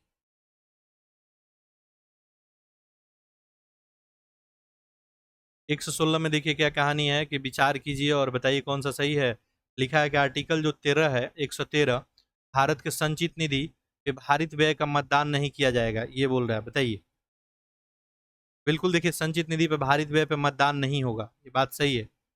ठीक है, अगला क्या लिख रहा है? नियंत्रक और महालेखा परीक्षक का जो वेतन और भत्ता और पेंशन होता है, भारत के संचित निधि पे ही भारित होता है। ठीक है, देखिए भारत के संचित निधि पे चाहे राष्ट्रपति हो गए, उपराष्ट्रपति हो गए, लोकसभा के अध्यक्ष, राज्यसभा के सभापति, लोकसभा के जो है उपाध्यक्ष वगैरह, उच्चतम न्यायालय के न्यायाधीश, ठीक है, साथ साथ उच्च न्यायालयों का जो है न्यायाधीशों का पेंशन, ध्यान रखेंगे उच्च न्यायालय का न्यायाधीशों का पेंशन। देखिए देखेंगे कि उच्च न्यायालय के न्यायाधीश आपको किसी राज्य में है, वो किसी ट्रांसफर होकर दूसरे राज्य में, पेंशन भी किस पे होता है? संचित निधि पे ही भारित होता है। ठीक है, तो दोनों का दोनों सही है, तो ऑप्शन नंबर क्या चला जाएगा? सी चला जाएगा। संसद में बजट पारित होने की प्रक्रिया का सही क्रम लगाना है। ठीक है, बजट आखिर कैसे पारित होता है संसद में? ठीक है, और आपको पता है इसके लिए क्या करना पड़ेगा? बजट तो है नहीं, शब्द क्या लिखा गया है? वार्षिक वित्तीय विवरण। ठीक है, आर्टिकल 112 में। ठीक है, अब बजट शब्द हम लोग अब बोल देते हैं, बाकी बजट शब्द तो कहीं लिखा नहीं गया है। ठीक है, तो बजट का क्रम में देखा जाए तो पूरा जो है 6 प्रक्रिया से गुजरता है ये। सबसे पहले क्या होता है आपका? बजट का जो है प्रस्तुतिकरण किया जाता है, फिर उस पर आपका बहस होता है, फिर विभागीय समिति द्वारा जांच किया जाता है, फिर अनुदान के मान पे मतदान होता है। ठीक है, फिर विनियोग विधेयक पारित होता है और फिर वित्त विधेयक पारित होता है। ठीक है, तो यहाँ पे आंसर क्या बन जाएगा आप सभी का? सबसे पहले एक, बजट पे प्रस्तुतिकरण। ठीक है, उसके बाद आम बहस होगा। ठीक है, नेक्स्ट आपको जो होगा विभागीय समिति उसकी जांच करेगी, और लास्ट जो है विनियोग विधेयक जो है पारित हो जाएगा। ठीक है, तो विभागीय समिति जब जांच कर जाती है, उसके बाद अनुदान की मांग का मतदान होता है। ठीक है, और उसके बाद आपका विनियोग विधेयक पारित होता है और फिर वित्त विधेयक पारित होता है। ये सीक्वेंस रहता है, ध्यान रखेंगे। सबसे पहले प्रस्तुत ही किया जाता है, ठीक है, उसके बाद बहस होता है, ये ध्यान रखें। चलिए आगे देखिए, लोकसभा के अध्यक्ष की पद मुक्ति, पद से हटाने की बात हो रही है। इसको लोकसभा के अध्यक्ष, स्पीकर ऑफ लोकसभा। ठीक है, किसकी बात हो रही है? रेजिग्नेशन। चलिए देखते हैं क्या लिख रहा है यहाँ पे, कि यदि किसी या किसी भी समय उपाध्यक्ष को संबोधित करके अपना हस्ताक्षर युक्त, अब बिल्कुल अपने से चाहे तो त्याग पत्र दे सकते हैं उपाध्यक्ष को, कोई दिक्कत तो है नहीं इसमें। ठीक है, अगला देखिए, लोकसभा के तत्कालिक समस्त सदस्यों के बहुमत से पारित संकल्प के द्वारा, ध्यान देंगे बहुमत से, ये भी क्या है? करेक्ट ही है। ऑप्शन नंबर क्या बन जाएगा आपका? सी। देखिए, अध्यक्ष पद से हटाना इतना आसान तो है नहीं। ठीक है, बाकी आपको लोकसभा के तत्कालिक जो भी सदस्य होते हैं, उनके बहुमत से पारित संकल्प के द्वारा ही उनको पद से हटाया जाता है। और ऐसे करने से पहले देखा जाए तो प्रस्ताव लाने से कम 14 दिन पहले सूचना भी दिया जाता है। ठीक है, आगे देखते हैं हम लोग प्रश्न संख्या 119, और 15-20 प्रश्न रह गए हैं। ये टेस्ट आपका फिनिश होगा, और कल फिर नेक्स्ट टेस्ट जो है इसी टाइम में आपको मिलेगा। तो 2-3 दिन के लिए आप लोग इस फॉर्मेट में जो है टेस्ट देंगे। बाकी मैं कमेंट बॉक्स में अवेलेबल हूँ, आप लोग आंसर जरूर करेंगे। ठीक है, अनुच्छेद है और प्रावधान है, बताइए कि 4 युग्म में से कितना सही सुमेलित है। ठीक है, चलिए देखिए, 108 है। 108 में क्या है आपका? देखिए, सदनों का जो है संयुक्त बैठक का ही बात किया गया है। ठीक है, तो सही है। कुछ कुछ मामलों में जो है संयुक्त बैठक बुलाया जाता है, वो कहाँ पे इंपॉर्टेंट है, आर्टिकल याद रखेंगे। 108। ठीक है, 109 देखते हैं नेक्स्ट। 109 में यदि बात करेंगे तो धन विधेयक के संबंध में विशेष जो है प्रक्रिया अपनाने की बात की गई है, तो ये भी सही है, 109 वाला भी। 105 देखते हैं, संसद के सदस्यों का विशेषाधिकार है। ठीक है, ये भी सही है। संसद के सदनों और उसके सदस्यों और समितियों के शक्तियों के बारे में ही विशेषाधिकार के बारे में बताया गया है। और 111 देखें, विधेयकों पर अनुमति की बात की गई है। ठीक है, तो बिल्कुल ये विधेयकों की अनुमति स्वीकृति की बात की गई है। ठीक है, तो सब ऑप्शन सही है। कुछ आर्टिकल आप लोग याद रखेंगे, जैसे 105 इंपॉर्टेंट है। ठीक है, 106 भी ध्यान रखेंगे, 106 में क्या बताया गया आपको, संसद सदस्यों का वेतन भत्ता के बारे में, ठीक है। और 107 यहाँ पे मिसिंग है। 107 में देखेंगे विधेयकों की प्रस्तुति और उनको पारित करने से संबंधित जो है मामला है, ठीक है। इसके अलावा 109 तो हो गया धन विधेयक के संबंधित विशेष प्रक्रिया है। 110 यहाँ पे इंपॉर्टेंट है, ध्यान रखेंगे, धन विधेयक का परिभाषा यहाँ पे है 110 में। कहाँ पे है? 110 में, ठीक है। तो इतना बात आप लोग याद रखेंगे, काफी है। भारत के संविधान के निम्नलिखित में से किस अनुच्छेद के तहत पंचायतों में महिलाओं के लिए सीटों का आरक्षण का जो है प्रावधान किया गया है? महिलाओं के लिए आरक्षण, ये आपका 243 का घ ही है, ठीक है, यानी 243 का डी, ठीक है। रिजर्वेशन बात किया गया है वुमेन का, कहाँ पे? पंचायत में, ठीक है। और अभी तो आपको पता है संविधान में अपने संशोधन भी किया गया है, नया वाला पार्लियामेंट का पहला ही सेशन में, और महिलाओं को विधानसभा लोकसभा में आरक्षण की भी बात की गई है। तो आपसे प्रश्न है कि क्या वो जो संशोधन किया गया संशोधन नंबर 106 है, ठीक है, आप लोग बताएंगे। और दूसरा, क्या ये लागू है कि नहीं, ठीक है, ये अभी लागू है कि नहीं, वो जो आरक्षण वाली बात है, 1/3 आरक्षण वाला, ये अभी लागू हो गया है कि नहीं, आपको बताना है कमेंट बॉक्स में। चलिए, ये 243 का घ जरूर याद रखेंगे, डी, इसमें क्या है? पंचायत में महिलाओं के लिए जो है सीटों के आरक्षण की बात की गई है, ठीक है। प्रत्येक पंचायत में अनुसूचित जाति जनजाति महिलाओं का आरक्षण है। इसके बाद देखिए यहाँ पे अंग है, इसमें देखेंगे पंचायतों का अवधि कितना होगा? 5 वर्ष का होगा। प्रश्न मान लीजिए नहीं पूछ के आपको पूछ दे कहाँ लिखा गया है कि पंचायतों का अवधि जो है 5 वर्ष का होगा, आप बताएंगे 243 का जो है ई, ठीक है। उसके अलावा देखिए यहाँ पे ग भी है, राज्य के विधानमंडल विधि द्वारा पंचायतों की संरचना का उपबंध जो है कर सकता है, कि पंचायत का स्ट्रक्चर कैसा होगा। घ में देखेंगे तो क्या है, ठीक है, प्रत्येक राज्य में ग्राम मध्यवर्ती और जिला स्तर पे पंचायत की गठन की बात की जाएगी। अगला देखिए, बाकी पंचायती राज तो सा नहीं, आपको पता है संशोधन के माध्यम से इसको ऐड किया गया था। कौन सा संशोधन था जिससे इसको संवैधानिक दर्जा दिया गया पंचायती राज का? कमेंट करके बताएं आप लोग। चलिए 121 देखते हैं, लिख रहा है कि महाधिवक्ता का संदर्भ में बताना है आपको, किसके बारे में? महाधिवक्ता, ठीक है, एडवोकेट जो है जनरल के बारे में, ठीक है। देखिए क्या क्या पूछा है। पहला आपसे पूछ रहा है कि इसे उच्च न्यायालय में 10 वर्ष का वकालत करने का अनुभव हो, ये राज्यपाल के प्रसाद पर्यंत पद धारण करता है, बताइए कौन सही है। देखिए महाधिवक्ता के बारे में जो है एडवोकेट जनरल के बारे में कहाँ बताया गया आपको? अनुच्छेद 165 में, ठीक है, वहीं महाधिवक्ता की व्यवस्था की बात की गई है, ठीक है। और ये राज्य का क्या होता है? सर्वोच्च कानून अधिकारी होता है, ध्यान रखेंगे। नियुक्ति इनका कौन करते हैं? तो राज्यपाल ही करते हैं। महाधिवक्ता का नियुक्ति कौन करते हैं? राज्यपाल। बिल्कुल कंडीशन सही है, उच्च न्यायालय में 10 वर्ष का वकालत करने का अनुभव हो तो बिल्कुल इनको नियुक्त किया जा सकता है, 10 वर्ष का, ठीक है। और चूंकि राज्य का मैटर है तो राज्यपाल के प्रसाद पर्यंत ही रहेंगे। ऑप्शन नंबर क्या है आपका? सी बिल्कुल सही है, ठीक है। चलिए आगे बढ़ते हैं। राष्ट्रीय आपातकाल के बारे में, ठीक है, नेशनल इमरजेंसी के बारे में पूछा है, कौन सही नहीं है। देखिए आपात को लेकर बार बार हम लोग चर्चा किए हैं, ठीक है।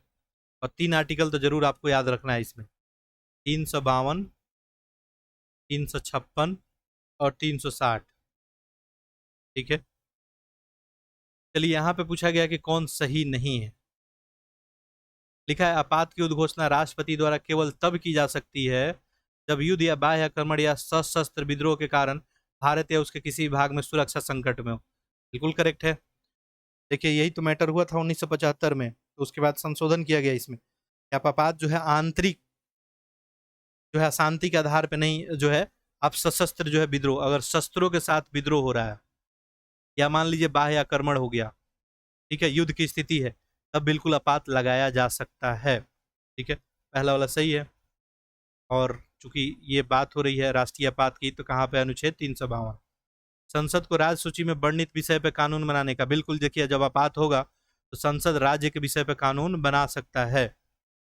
आपातकाल की उद्घोषणा राज्य विधानमंडल को निलंबित कर सकता है, बिल्कुल जो है, ठीक है। आपात की उद्घोषणा बताइए, निलंबित कर सकता है क्या?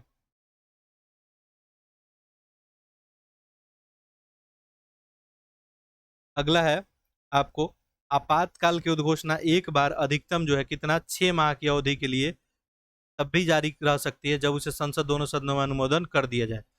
यानी आपात का उद्घोषणा हो जाएगा तो एक बार में अधिकतम कितना? 6 माह की अवधि के लिए तब भी जारी रह सकती है जब उसे संसद दोनों सदनों में अनुमोदन कर जो है दिया गया है। बताइए कौन सा सही नहीं है, यहाँ पूछा गया है। ठीक है, देखिए संसद के अगर दोनों सदनों में अनुमोदन हो जाता है तो आपातकाल 6 माह तक जारी रहता है, और प्रत्येक 6 माह के बाद क्या करना होता है, संसद में अनुमोदन से इसको अनंत काल तक बढ़ाया जा सकता है। यानी 6 माह तक कर सकते हैं, फिर बढ़ाना है, फिर एक बार जो है इस पर बहस चर्चा हो और फिर बढ़ाया जाएगा। ठीक है, क्या गलत है इसमें बताएं आप लोग। देखिए ये ऑप्शन नंबर आपका सी, आपातकाल के राज्य विधानमंडल को निलंबित नहीं किया जा सकता है। ठीक है, राज्य की विधायिका के विधायी शक्ति को भी निलंबित नहीं किया जा सकता है, ये भी बात ध्यान रखेंगे। ठीक है, चलिए आगे बढ़ते हैं हम लोग। काफी अच्छे अच्छे प्रश्न थे। आगे देखिए संविधान संशोधन के बारे में पूछा गया है। आपको संविधान में संशोधन करना है, तो ये रहा आपका ऑप्शन।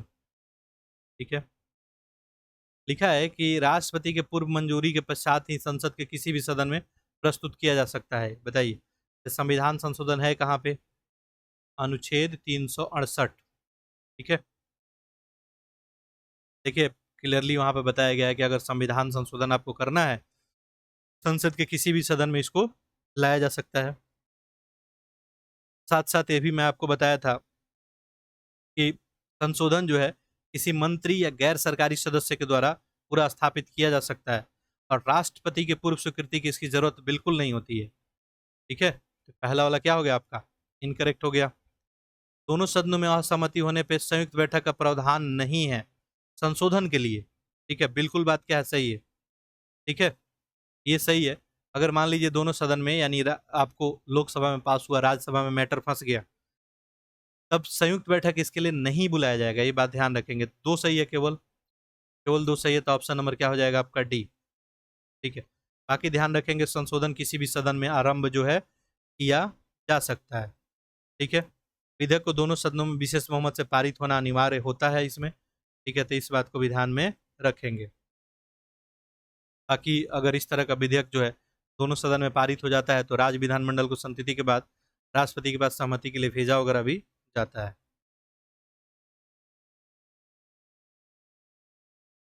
और एक बात जरूर याद रखेंगे, जो प्रेसिडेंट होते हैं राष्ट्रपति, वो विधेयक पे वो सहमति देते ही हैं। ठीक है, ना ही वो विधेयक को अपने पास रखते हैं, ना ही संसद को पुनर्विचार के लिए भेजते हैं, तो ये बात ध्यान रखें। न्यायपालिका के बारे में पूछा है। न्यायपालिका का कार्यकाल 5 वर्ष के लिए अवधि के लिए होता है। सॉरी, ये न्यायपालिका नहीं, नगर पालिका है। ठीक है, तो नगर पालिका का जो है कार्यकाल 5 वर्ष के लिए लिख रहा है।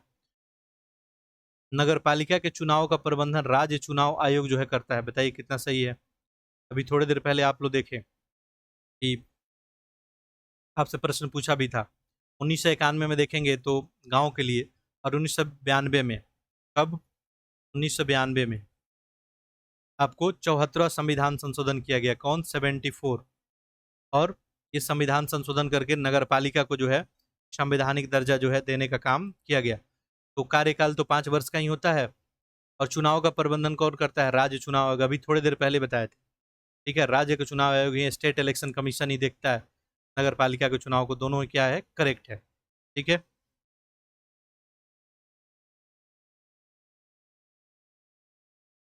और नगर पालिका से रिलेटेड चुनाव से संबंधित कोई मैटर है, सभी मामला पर राज्य विधानमंडल क्या कर सकता है, कानून वगैरह बना सकता है। अगला देखिए, सब प्रश्न बार बार पूछा जाता है। ठीक है, तो इसको याद ही कर लेंगे, बेहतर होगा आपके लिए। एक तरफ तो अनुच्छेद है, विशेष प्रावधान कुछ राज्यों के लिए है। ठीक है, कुछ राज्यों के लिए है। तो वैसे में पूछा है कितना सही सुमेलित है। देखिए 371 का ख है, ख ग में प्रॉब्लम हो रहा है, तो ए बी सी डी तो पता ही होगा। ठीक है, बी है, ए है। ठीक है, ए से लेके जेड तक ऐसे है, और क ख ग वाला सीरीज चलता है, ए के लिए क लिखा जाता है। ठीक है, तो देखिए 371 जो है आपको बी, ये जो है असम का ही बात करता है, असम को स्पेशल प्रोविजन का बात करता है। सही है। 371 का ए जो है नागालैंड का बात करता है। किसका, नागालैंड, मणिपुर लिखा हुआ है। ठीक है, ये बात करता है आपका नागालैंड का। 371 एफ है आपका ठीक है, ये बात करता है आपका सिक्किम का। 371 का एज अरुणाचल प्रदेश। ठीक है, बाद में संशोधन करके ऐड किया गया था, तो ये बिल्कुल सही है, दो सही है। ठीक है, तो ऑप्शन नंबर याद रखेंगे इसको। ठीक है, चलिए यहाँ पे कुछ लिख देते हैं। ये सारा में 371 ही देखने को मिलेगा। ए, इसे याद रखेंगे नागालैंड। ठीक है, 371 बी ये असम के लिए, 371 सी जो है मणिपुर के लिए। ठीक है, डी जो है आपको आंध्र प्रदेश के लिए, अरुणाचल नहीं है, आंध्र प्रदेश है। ठीक है, ऐसे करके याद रख सकते हैं 4 आर्टिकल, तो चलिए आपको याद करा देते हैं। ठीक है, यहाँ पे क्या है, ना मा। ठीक है, नामा करके याद रख सकते हैं। ठीक है, नागालैंड, असम, ठीक है, मणिपुर और अरुणाचल प्रदेश। ठीक है, डी तक हो गया। और ये पूछा जाता है, बार बार एग्जाम में पूछा जाता है। इसके बाद देखिए ई आएगा आपका। ई जो है आंध्र प्रदेश में केंद्रीय विश्वविद्यालय का स्थापना को लेकर बात किया गया था। एफ अभी देखिए आपसे पूछा ही गया था, सिक्किम को लेके था। ठीक है, जी जो है किसको लेके है, मिजोरम को लेके है।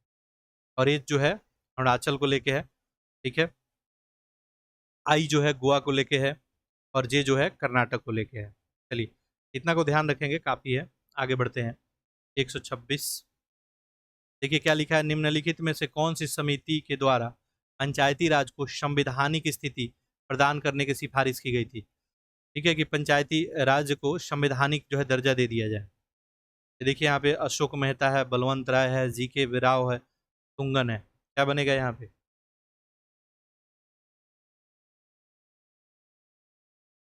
देखिए ऑप्शन क्या हो जाएगा आपका, डी थुंगन समिति। ठीक है, थुंगन समिति 1988। और इसी के द्वारा संसद के सलाहकार समिति को एक उप समिति थी जो पीके थुंगन की अध्यक्षता में बनाया गया था, राजनीतिक और प्रशासनिक ढांचा को जांच करने के लिए। और समिति क्या बोला कि पंचायती राज संस्थाओं को क्या किया जाए, संवैधानिक मान्यता दिया जाए। ठीक है, ये बात ध्यान रखेंगे। देखिए ये जो जीवी की राव समिति है, ठीक है, 3 नाम यहाँ पे आ रहा है, 1985 में गठित किया गया था ये। ठीक है, तो इसमें जो है जिला स्तरीय, जिला परिषद को लोकतांत्रिक विकेंद्रीकरण में सर्वाधिक महत्वपूर्ण स्थान जो है दिया जाना चाहिए, ऐसा बात जो है किया गया था। ठीक है, 1985 में। अब देखिए सीक्वेंस लगाने को भी आ सकता है आपके एग्जाम में। बलवंत राय मेहता तो सबको पता होगा, ये कब का है, 1957 का। ठीक है, बाकी ये समिति क्या सिफारिश की थी, त्रिस्तरीय पंचायत का, त्रिस्तरीय की बात की थी ये। ठीक है, एक गांव स्तर पे पंचायत हो, एक ब्लॉक स्तर पे और एक जिला स्तर पे, गांव, ब्लॉक और जिला। और लास्ट यहाँ पे दिख रहा है आपको अशोक मेहता, ये कब का है आपका, 1977। ठीक है, और ये समिति जो है आपको द्विस्तरीय, द्विस्तरीय का सिफारिश की थी। ठीक है, चलिए आगे बढ़ते हैं हम लोग। लोक लेखा समिति के बारे में पूछा है कि कौन प्रश्न सही है बताइए। सॉरी, स्टेटमेंट देखें यहाँ पे लोक लेखा के बारे में। आज ही चर्चा की हम लोग लोक लेखा समिति में कितने मेंबर वगैरह होते हैं। आपको क्या बताया गया था, 22 सदस्य होते हैं इसमें। 15 जो कहाँ से आते हैं, लोकसभा से, और 7 कहाँ से आते हैं, राज्यसभा से। ठीक है? लिख रहा है कि सदस्यों का कार्य 1 वर्ष का होता है, कार्यकाल। लिखा है किसी केंद्रीय मंत्री को कोई भी सदस्य के रूप में चुना जा सकता है जो समिति के पदाध्यक्ष हो। देखिए लोक लेखा समिति कंसेप्ट जो आता है भारत सरकार अधिनियम 1919 से आता है, भारत सरकार अधिनियम 1919। ठीक है, उसी के अंतर्गत पहली बार 1921 में ये अस्तित्व में आया था। बाकी अभी पता ही है आपको कि 22 सदस्य इसमें होते हैं। कार्यकाल इन लोग का 1 वर्ष का ही होता है, कोई डाउट वाली बात इसमें नहीं है। लेकिन लिख रहा है कि किसी केंद्रीय मंत्री को सदस्य के रूप में चुना जा सकता है जो समिति का पदाध्यक्ष हो। ये सही है क्या? देखिए समिति के अध्यक्ष की नियुक्ति लोकसभा के अध्यक्ष के द्वारा ही लोकसभा के सदस्यों में की जाती है। ठीक है, किसके द्वारा, लोकसभा के अध्यक्ष के द्वारा, लोकसभा के सदस्यों में से। ठीक है, जनरली देखा जाए तो समिति का अध्यक्ष जिसको, तो 1967 के बाद एक परंपरा चल रहा है कि विपक्षी दल को ही बना दिया जाता है इसका अध्यक्ष। ठीक है, तो ये तो गलत हो जाएगा, और ऑप्शन क्या हो गया आपका, केवल एक। ठीक है, तो और 12-13 प्रश्न बचे हैं, जल्दी हम लोग कंप्लीट कर लेंगे। देखिए पॉलिटी है, थोड़ा एक्सप्लेन तो करना ही पड़ता है। देखिए बिना एक्सप्लेनेशन के यदि टेस्ट देखते हैं तो फिर काम का उतना नहीं है। ठीक है, अनुच्छेद और विषय वस्तु है, फिर देखिए सुमेलित करना है। अभी देखिए आपको मैं थोड़ी देर पहले बताया था, आर्टिकल 124 से लेके 147 तक। अब देखिए उसी में सारा पूछ दिया गया है। 125 में न्यायाधीशों का वेतन ही है। ठीक है। तो 624 में क्या है, आप लोग कमेंट करके चाहें तो बता सकते हैं। देखिए 129 है, अभिलेख न्यायालय होने का भी बात करता है। 131 ये आरंभिक अधिकारिता का बात है। और 137 न्यायालय का नियम। देखिए न्यायिक पुनर्लोकन का बात किया गया है 137 में, का न्यायिक पुनर्लोकन, ये गलत हो गया, इस तरह से ऑप्शन जो है सी। ठीक है, तो न्यायालय के नियम के बारे में कहाँ बात किया गया है, याद रखेंगे अनुच्छेद जो है आपका 145। अगला देखिए रीट है और विषय है। ठीक है, ये रीट क्या होता है, कब जारी किया जाता है, ठीक है, किन के विरुद्ध जारी किया जाता है, ये सब कुछ डिटेल में आपको बताया गया। चलिए उम्मीद करते हैं सही आंसर आप लोग करेंगे। देखिए पहला उत्प्रेषण है, प्रतिषेध है, अधिकार परीक्षा है, बंदी। उत्प्रेषण, अच्छा इसमें मान लीजिए कोई आपको पता है, जैसे बंदी प्रतिष्करण ही आपको पता है, तो इसमें क्या होता है, आपको सशरीर प्रस्तुत किया जाता है, तो डी का तो 4 हो गया। डी का 4 चलिए यहाँ ही दिख रहा है, काम अपना हो गया। ठीक है, उत्प्रेषण पूर्णतः सूचित कीजिए, प्रतिषेध अधीनस्थ न्यायालय का लेख हो गया, अधिकार परीक्षा किसी अधिकार से। ठीक है, चलिए ये होता क्या है सब आपको बताया गया है पिछले वाले लेक्चर में, दोबारा मैं रिपीट नहीं कर रहा हूँ। ठीक है, सब प्ले लिस्ट में अवेलेबल है, जाके आप लोग देखेंगे। पूछा गया कि निम्नलिखित में से कौन राज्यपाल का संवैधानिक विवेकाधिकार के अंतर्गत सम्मिलित नहीं है। ध्यान देंगे राज्यपाल का संवैधानिक विवेकाधिकार के अंतर्गत पूछा गया है। राष्ट्रपति शासन का सिफारिश करना है तो विवेकाधिकार ही शक्ति है राज्यपाल का। विधान परिषद और प्रशासनिक मामले में मुख्यमंत्री से जानकारी प्राप्त करना, राष्ट्रपति के विरुद्ध किसी भी विधेयक को आरक्षित रखना, यह भी हो जाएगा। विधानसभा का विघटन करना, देखिए विधानसभा का विघटन करना ये इनका संवैधानिक विवेकाधिकार नहीं है, तो ऑप्शन क्या हो जाएगा, डी ही सही हो जाएगा। ठीक है, देखिए सत्र बुलाना है, स्थगित करना है, सत्रवासन करना है, ये सब विवेकाधिकार में आ जाएगा। ठीक है, लेकिन विधानसभा को विघटित करना नहीं है। ठीक है, ये बात ध्यान में रखेंगे। बाकी आपको विवेकाधिकार शक्ति आपको पता ही है। मान लीजिए किसी भी पार्टी को गठबंधन का सरकार आता है, पार्टी को किसी को मेजोरिटी नहीं मिलती है, तो राज्यपाल क्या करते हैं, अपने विवेक के अनुसार मुख्यमंत्री का नियुक्ति कर सकता है, हो सकता है छोटे दल को भी आमंत्रित कर सके। ठीक है, ये सब बातें आप लोग ध्यान में रखेंगे। अगला देखते हैं प्रश्न संख्या 131, कुछ करंट अफेयर है। देखिए यहाँ पे पहला है, क्यूडेंगा जो है टीके के संदर्भ में बताइए, विचार कीजिए कौन सा सही है। लिखा है कि जापान का जो है टाकेडू फार्मास्यूटिकल लिमिटेड कंपनी विकसित किया है इसको। देखिए डेंगू का नया टीका है, याद रखेंगे नाम क्या है, क्यूडेंगा। डेंगा डेंगू का टिकट है, सॉरी टीका है।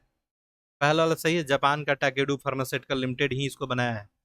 टीके को टैक 003 के नाम से भी जानते हैं, दोनों सही है, तो ऑप्शन नंबर क्या हो जाएगा, ए।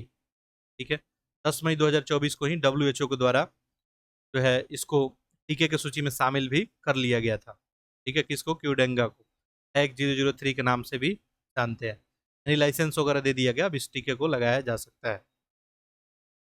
अगला, ओलियंडर फूल के संदर्भ में बताइए कौन सा सही है। देखिए क्या लिखा गया है कि केरल सरकार द्वारा नियंत्रित 2 मंदिर बोर्डों में इसका उपयोग पे प्रतिबंध लगा दिया गया।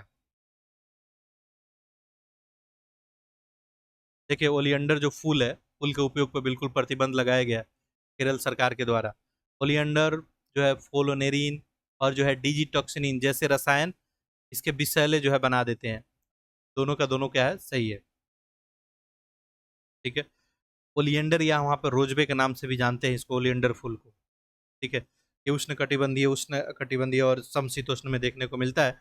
सजावट वगैरह में जनरली इसका जो है प्रयोग वगैरह किया जाता है, लेकिन सूखे के प्रति जो है सहनशील भी है। ठीक है, बाकी विषैले होने के कारण ही ऐसा जो है इसको बैन किया गया है। अगला देखिए, देखिए ये प्रश्न जो है ना यूपी वगैरह में पूछा जाता है जनरली, बाकी अन्य एग्जाम में भी पूछ लिया जाता है। ठीक है, दिवस है सुमेलित करना है, कितना सही सुमेलित है आपको बताना है। देखिए श्रमिक दिवस तो 1 मई को ही बनाते हैं, लेबर डे सही है। रेड क्रॉस 8 मई को ही है। तंबाकू जो है 31 मई को ही है, तंबाकू निषेध विश्व।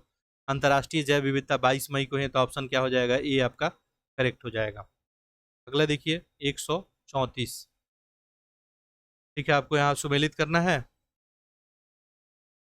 ये सब नाम वगैरह है और किन के द्वारा जो है इसका रचना किया गया है, द विनर्स माइंडसेट। ठीक है, देखिए किसका है, सेन वाटसन का ही है। सेन वाटसन भूतपूर्व जो है ऑस्ट्रेलियाई जो है क्रिकेटर, जो ऑलराउंडर क्रिकेटर थे, संन्यास ले चुके हैं। इन्हीं का है द विनर माइंडसेट। ठीक है, तो एक का तो यही बनेगा। अगला देखिए क्या है, India's trade policy the 1990 and beyond, यानी 1990 और उसके बाद, अरविंद पनगड़िया का ही है India trade policy. Nehru first रिक्रूज, ये जो है कलोल भट्टाचार्य का ही है। और द ब्लैक आर्फन जो है एस हुसैन जैदी। यहाँ पे ऑप्शन नंबर क्या बन जाएगा, सी। आगे देखिए, अगला है सुल्तान अलजाह शाही शाह ट्रॉफी 2024 के बारे में पूछा है कि कौन सा, ये बताइए। देखिए पहला क्या लिखा है, आयोजन जो है अलजाह शाह स्टेडियम इपोह मलेशिया में किया गया था। ये सुल्तान जो अलजाह शाह हॉकी ट्रॉफी 2024 बिल्कुल आयोजन कहाँ पे, मलेशिया के इपोह में अलजाह शाह स्टेडियम में ही किया गया था। जापान पहली बार इस ट्रॉफी को जीता है, ये भी क्या है, करेक्ट ही है। ठीक है, जापान विजेता रहा है और उप विजेता इसमें कौन रहा था, पाकिस्तान। ठीक है, तो जापान पहली बार सुल्तान अलजाह शाह हॉकी ट्रॉफी जीता है। ठीक है, आगे बढ़ते हैं हम लोग। निम्नलिखित में से कौन जो है गोल्डमैन पर्यावरण पुरस्कार 2024 इस संदर्भ में सही नहीं है। गोल्डमैन पर्यावरण पुरस्कार 2024, देखिए इसमें तीन चार इन्फॉर्मेशन है कि ग्रीन नोबेल पुरस्कार भी इसको बोलते हैं। देखिए पर्यावरण को लेकर है तो इसको बिल्कुल ग्रीन नोबेल पुरस्कार बोल देते हैं। ये पुरस्कार किसको पर्यावरण संरक्षण में उत्कृष्ट योगदान के लिए दिया जाता है, तो ये भी करेक्ट ही है। एशिया क्षेत्र के लिए भारत के आलोक शुक्ला को विजेता घोषित किया गया, तो एशिया क्षेत्र में भारत में आलोक शुक्ला को ही विजेता घोषित किया गया, भी सही है। यूरोप क्षेत्र के लिए स्पेन के एंड्रिया जो है विंडारे को विजेता घोषित किया गया, इसके लिए यूरोप क्षेत्र के लिए।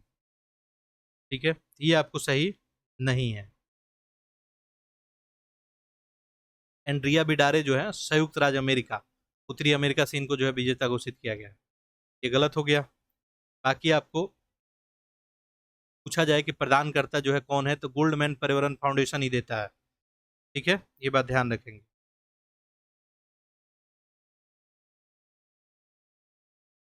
आगे देखते हैं प्रश्न संख्या 137, निम्नलिखित में से किसको अंतर्राष्ट्रीय बुकर पुरस्कार 2024 प्रदान किया गया है। ठीक है, बुकर पुरस्कार 2024 किनको दिया गया है। देखिए तो जेनी जो है एरपन बेक को ही दिया गया है। ये देता कौन है आपको, तो बुकर प्राइज फाउंडेशन ही देता है, और ये जर्मन लेखिका है जेनी एरपन बेक। और एक और नाम आता है आपका, अनुवादक है माइकल हॉफमैन। ठीक है, और ये भी पूछा सकता है कि इस उपन्यास के लिए, तो कैरोश कैरोश के लिए दिया गया है। अगला देखिए 138, निम्नलिखित में कौन वर्तमान में ओपेक ओपेक समूह का सदस्य नहीं है। तो पहले ही आपको बताया गया है, ओपेक का सदस्य कौन नहीं है, बताए। अच्छा, ओपेक के बारे में आपको क्या बताया गया था, ओपेक है क्या। ये पेट्रोलियम जो निर्यातक देश है उन्हीं का क्या है, एक जो है स्थायी अंतर सरकारी जो है संगठन है। ठीक है, स्थापना इसका कब किया गया था, 1960 में। ओपेक का स्थापना 1907 बगदाद में, Iraq, Iran, Kuwait, Saudi Arabia और वेनेजुएला। ठीक है, बाद में आप देखेंगे तो इसमें जो है मुख्य रूप से मध्य पूर्व और अफ्रीका के 12 देश भी शामिल हो गए। अभी तेल उत्पादन का लगभग 30% के लिए उत्तरदायी हैं। और यहाँ पूछा गया कौन सदस्यता इनके पास नहीं है, क्या आंसर बन जाएगा। देखिए कतर इसमें नहीं है, बाकी सऊदी अरबिया, कुवैत वगैरह तो है, ऑप्शन सी ही बन जाएगा। ठीक है, बाकी देखेंगे तो इक्वाडोर भी 2020 में और कतर 2019 में। ठीक है, इसका सदस्यता छोड़ दिया है। ठीक है, तो एक और नाम याद रखेंगे, इक्वाडोर। ठीक है, इक्वाडोर कब आपका 2020 में, और कतर भी इसका सदस्य था, 2019 में सदस्यता छोड़ दिया। ठीक है, सदस्य देश का नाम याद रखेंगे, मैं एक बार बता देता हूँ। देखिए सऊदी अरबिया है ही, कुवैत है आपका। ठीक है, इराक हो गया आपका, Iran, Algeria, Libya, Nigeria, Congo जो है, इक्वेटोरियल गिनी हो गया, गैवान और वेंजुएला। ये सब नाम ध्यान रखेंगे। अगला देखिए क्या प्रश्न है। देखिए फाइव आइज अलायंस में कौन जो है, उसी के बारे में पूछा गया, फाइव आइज अलायंस के बारे में। देखिए लिख क्या रहा है यहाँ पे कि Australia, Canada, New Zealand, United kingdom, America का खुफिया साझाकरण नेटवर्क है, बिल्कुल सही है। कौन कौन इसमें है, Australia, Canada, New Zealand, United kingdom, America. High pies देशों के गैर राजनीतिक खुफिया निगरानी और समीक्षा के लिए है, बिल्कुल ये भी क्या है, करेक्ट है। अगला देखिए क्या लिखा गया है। Stockholm International Peace Research Institute के रिपोर्ट के अनुसार 2024 के अनुसार भारत दुनिया के परमाणु सशस्त्र देशों में कौन से स्थान पे है। देखिए जो स्टॉकहोम रिपोर्ट लेके आता है आपका सिपरी, ठीक है, स्टॉकहोम इंटरनेशनल पीस जो है आपका आर्किटेक्चर इंस्टीट्यूट सिपरी के द्वारा जो रिपोर्ट लाया गया 2024 का, what is the rank of India among the nuclear armed country, nuclear armed में भारत का क्या कौन सा स्थान है। ठीक है, आंसर करें आप लोग इसका।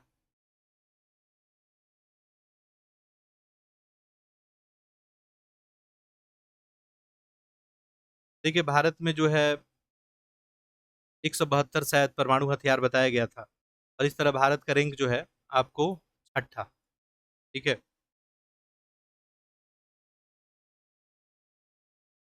छठे पे जो है आपका भारत। चलिए तो इस तरह से टेस्ट आपका समाप्त हुआ।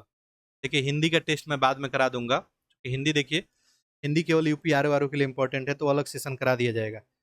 चलिए नया वाला जो है फेज 4 का टेस्ट नंबर 1 आपको समाप्त हुआ। अब हम लोग नेक्स्ट डे जो है टेस्ट नंबर 2 इसका देखेंगे। ठीक है, आप लोग रिवीजन वगैरह करते रहें, कोई दिक्कत हो कोई प्रॉब्लम हो फीडबैक कमेंट में जरूर अपना डालेंगे, या कोई आप लेक्चर वगैरह चाहते हैं। ठीक है, हाँ टेलीग्राम चैनल जरूर आप लोग ज्वाइन ज्वाइन कर लेंगे। ठीक है, टेलीग्राम चैनल, ठीक है, एक स्पेशल ग्रुप है। ठीक है, जो लोग डेली प्रैक्टिस वगैरह करना चाहते हैं, जैसे यूपी पीसीएस या बिहार पीसीएस के लिए, वो लोग मेरे को मैसेज कर सकते हैं 9015040592 पे। देखो उनके लिए है क्या प्रोग्राम, मैं बता देता हूँ, छोटा सा प्रोग्राम है। ठीक है, बस आपके प्रैक्टिस के लिए है, आप चाहते हैं, आप लोग इंटरेस्टेड होंगे, फिर इसमें काम जो है किया जाएगा। ठीक है,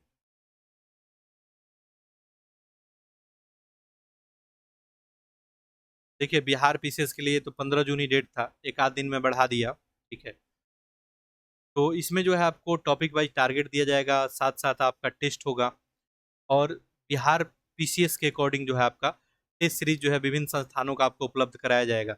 ठीक है, सब्जेक्ट वाइज फुल लेंथ खूब सारा टेस्ट, 50+ टेस्ट आपको उपलब्ध करा दिया जाएगा विथ पीडीएफ एक्सप्लेनेशन सब कुछ। यानी ये प्रैक्टिस के लिए ही है। ठीक है, आप सेल्फ स्टडी के माध्यम सेल्फ स्टडी करके और टेस्ट को अटेम्प्ट कर सकते हैं। आपको पहले सिलेबस मेंशन कर दिया जाएगा, आप पढ़ के आएंगे और टेस्ट लगाएंगे। जो लोग इंटरेस्टेड है वो लोग मैसेज कर सकते हैं, व्हाट्सअप नंबर दिया हुआ है। फी मात्र इसके लिए आपको 99 पे करना है। आखिर क्यों, ताकि मैं जो है इन संस्थानों से टेस्ट सीरीज आपको परचेज आपके लिए कर सकूं। ठीक है, तो आप लोग चाहे तो इसमें ऐड हो सकते हैं। दूसरा,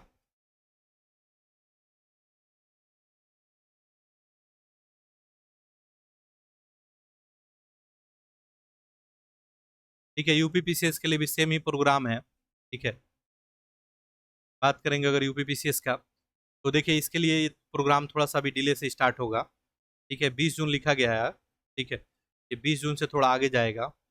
ठीक है, तो इसमें भी आपको डेली जो है टॉपिक वाइज टारगेट दिया जाएगा, डेली आपका टेस्ट होगा, क्योंकि इसका एग्जाम जो है थोड़ा लेट से है।